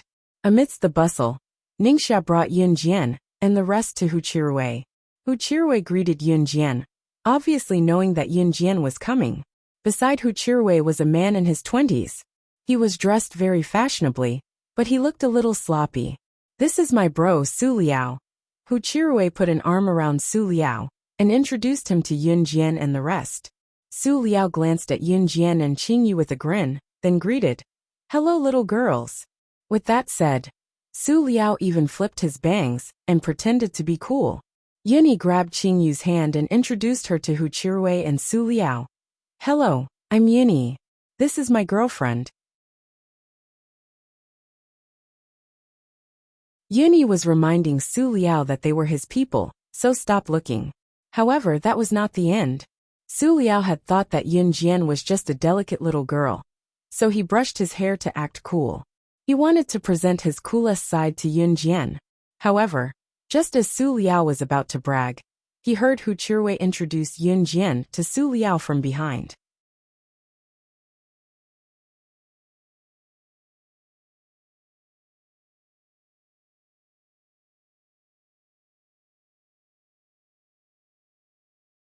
Chapter 12:16. So she's the one who subdued the robber. Huh. What? It's her. Rui, are you sure? She's the one who subdued the robber. Su Liao did not react at first as he followed Yunjian's gaze closely. When he heard what Huchirui said later, Su Liao was almost dumbfounded from shock. Suddenly hearing that Yunjian was the girl whom Huchirui had been talking about a few days ago, Su Liao nearly fainted from the shock. After all, Huchirui had been bragging about Yunjian's abilities a few days ago. The way she killed the robber with a swing of the knife had given Su Liao a fright. Now that he heard that Yunjian was the main character, Su Liao had imagined Yunjian to be weak. It was not hard to imagine how shocked Su Liao was by Yunjian's abilities. "Alright, why don't we go for a walk by the beach?" Ningxia suggested suddenly, and turned to Yunjian to continue her explanation. "The best beach here is at Zhoudao. We'll take the big ship there tomorrow morning. The water on the beach is especially clean. We can swim in the water in our swimsuits. Let's go for a walk by the beach today. There's a beach here too, but it's not that clean. We'll go for a walk today, and I'll bring you to a clean beach for a swim tomorrow." Ningxia had initially wanted to bring Yunjian and the rest to Serene City's shopping mall, but she recalled that there was a sea near the shopping mall when they arrived. Hence, she suggested quickly. Everyone agreed with her suggestion without any objections. After all, shopping mall existed in every city. It was not rare. Since Yunjian had come all the way from Longmen City, she wanted to see the sea. Qingyu's eyes glinted when she heard that they were going for a walk by the beach in Serene City. Qingyu avoided him discreetly and watched as Ningxia, Huchirui, and the other two walked ahead first. It was only then that she pulled Yunjian closer and whispered in her ear, "Sister Jian, I received news earlier that there'll be an international bigwig conducting an arms deal at a certain beach in Serene City today. I wonder if it's the sea we're going to." Qingyu was always paying attention to international events, so she was usually privy to the details of some secret arms deals. "It's fine. Let's go." Yunjian looked relaxed. Just as Yunjian and Qingyu whispered to each other, Su Liao, who had been walking in front, suddenly turned around to see Yunjian and Qingyu whispering to each other. "Hey, what are you whispering about? Why are you so secretive?" Su Liao asked curiously. "Nothing." Yunjian replied coldly. Then they came to the beach. This beach was full of people coming and going, and the crowd was quite crowded. Ningxia stuck her tongue out and turned to look at Yunjian before telling the rest. "I know there's a sea nearby that's empty. It's not far away. I'll bring you guys there." This place was too crowded, so everyone listened to Ningxia's suggestion and followed Ningxia's lead to another sea. There were not many people here. Looking left and right, they could only see about a dozen people walking around the sea. Just as they neared the beach, before they reached the beach, a few hooligans in their 20s came over and studied Yunjian and Qingyu for a while.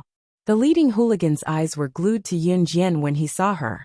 These hooligans wanted to flirt with pretty girls whenever they saw them. The leading hooligan went to stand in front of Yun Jian. He was shirtless with a tattoo on his chest that he thought looked cool and manly.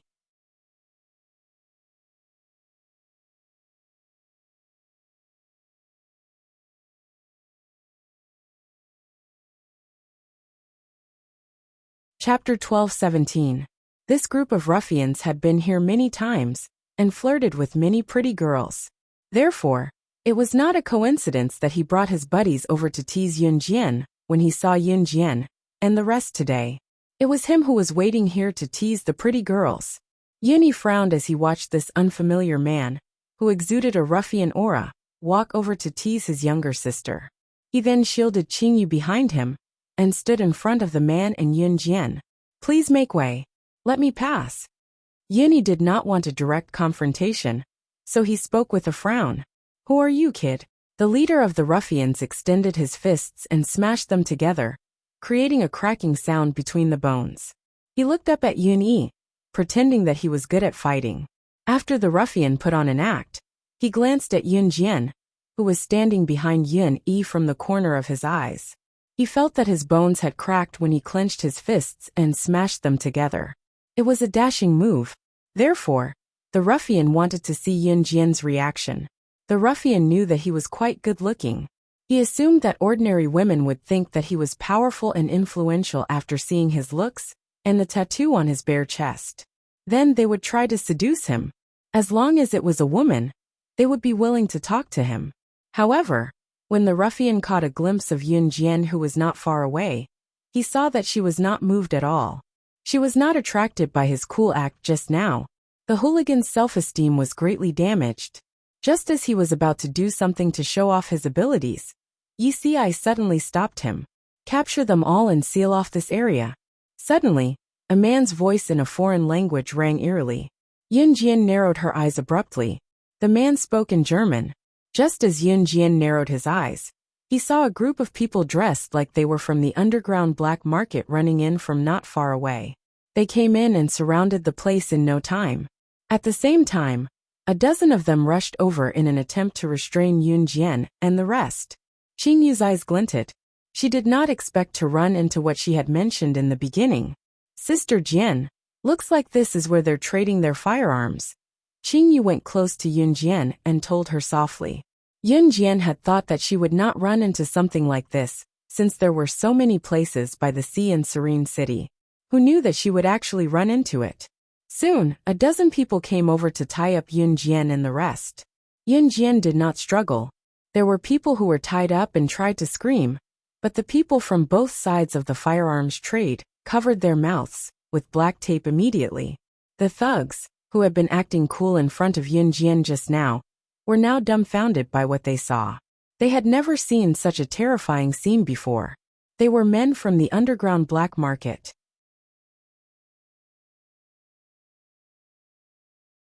They were all real gangsters.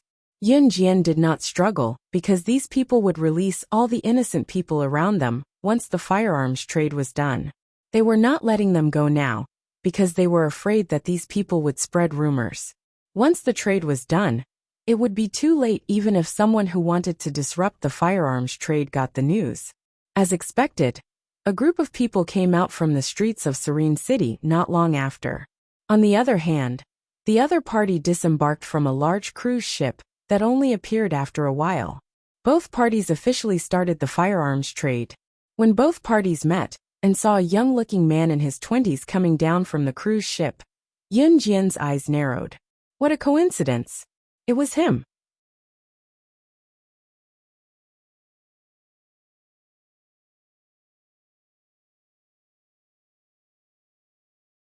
Chapter 12:18.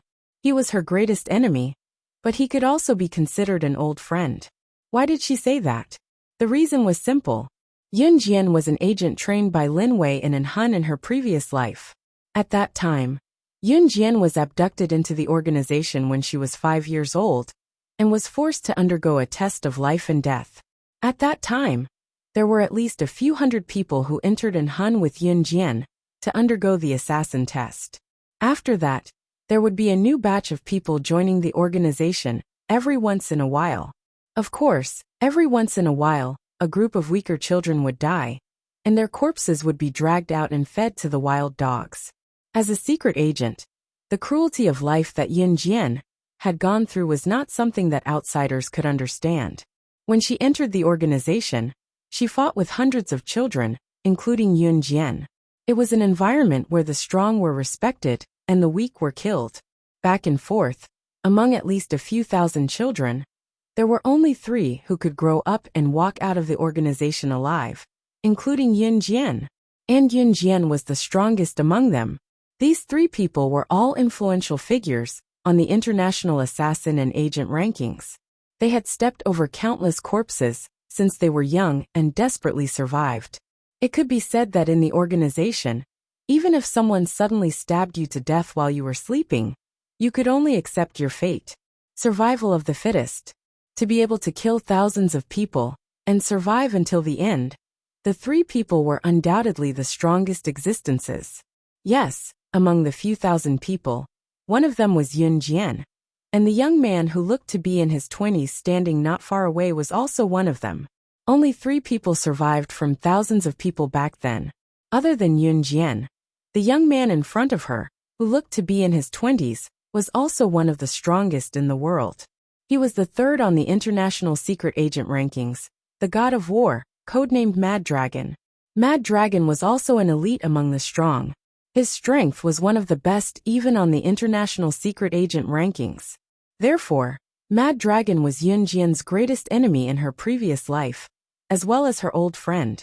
In the organization, Mad Dragon was her enemy, because in such a large assassin organization, the thousands of children were Yin Jian's enemies. Either they die or she dies. But after leaving the organization, Yin Jian's international development did not have any conflict of interest with Mad Dragon. Even when Yin Jian had just started out, Mad Dragon had even helped her. He saw that Mad Dragon was in the middle of an arms deal with another group of people. Originally, the innocent people present would have been fine. Yin Jian didn't want to acknowledge Mad Dragon either. But unexpectedly, the hooligan who had just tried to flirt with Yin Jian didn't have his mouth covered by the black tape. He didn't shout just now because he didn't react. Now that he reacted, he began to loudly beg for mercy. "You, who are you? We're just passing by, just passing by. Let us go. I beg of you." The hooligan was terrified at once, and his voice was very loud. As soon as his voice was loud, it immediately attracted the attention of the 2 groups of people who were waiting for the arms deal to be completed. Mad Dragon furrowed his brows. Was he trying to attract the attention of outsiders and let them know that there was an arms deal going on here? Kill that group of people. Under Mad Dragon's order, the hooligan's shout almost killed everyone, including Yin Jian. "Ah, don't kill us. Don't kill us." Not only did the hooligan not realize that he was the one who caused this disaster, he began to wail like a ghost and howl like a wolf. If the hooligan didn't shout, Yin Jian and the others wouldn't have been noticed at all. When the arms deal was over, Yin Jian and the others could be released. However, the hooligan's shout directly attracted Mad Dragon's attention. Mad Dragon was the same as Yin Jian. They were both kings who climbed out of piles of corpses. He was used to seeing dead people and killing people. There was no difference between killing a few more and killing a few less. After receiving Mad Dragon's order, the men immediately took out silenced pistols from their pockets. Just as they were about to shoot the hooligan and Yin Jian, who was next to the hooligan.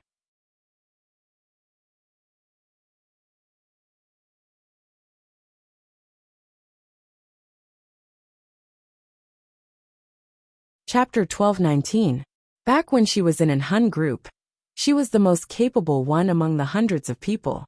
Her strength was reflected in her ruthlessness, her speed, and her insanity. Why was it said that an Hun only had a few hundred people while Yin Jian and the rest had killed thousands of people and survived? The reason was simple.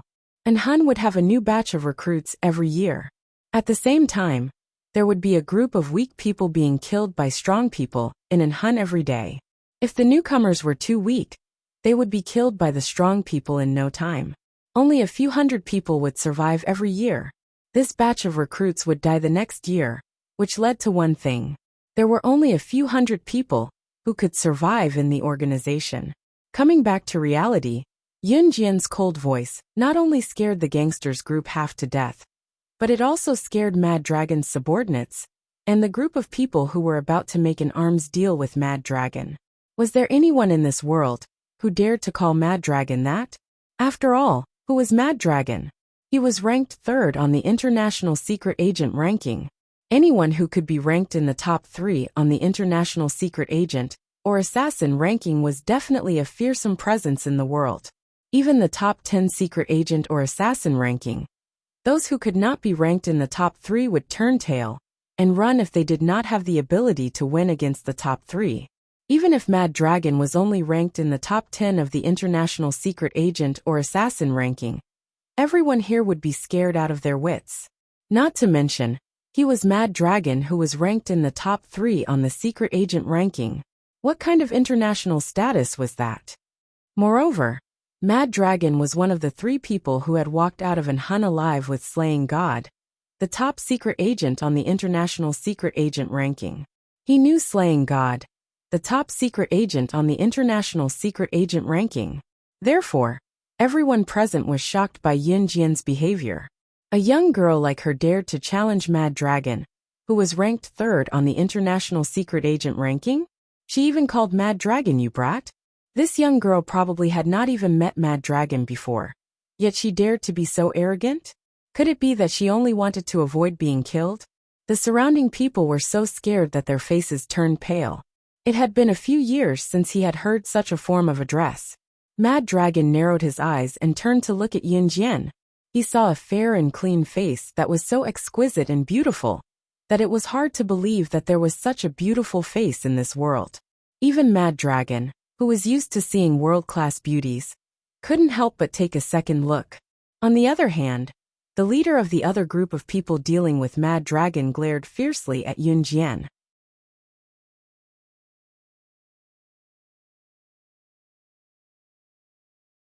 This person was also stunned by Yun Jian's appearance, but he quickly recovered.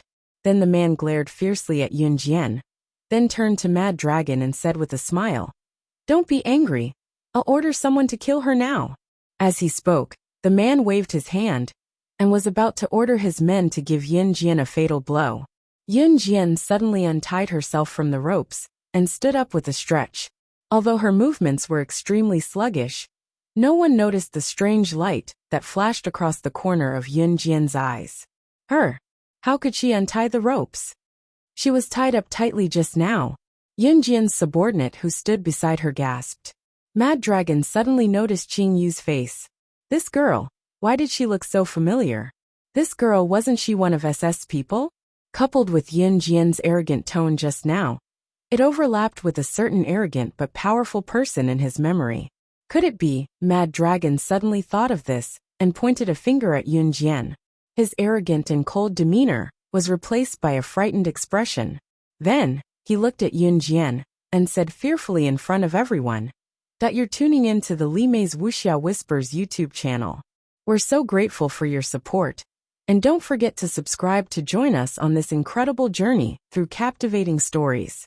Your generosity through donations truly makes a world of difference, as it's the primary source of revenue that allows me to expand and enhance this channel for you. Thank you from the bottom of my heart for being a part of this adventure."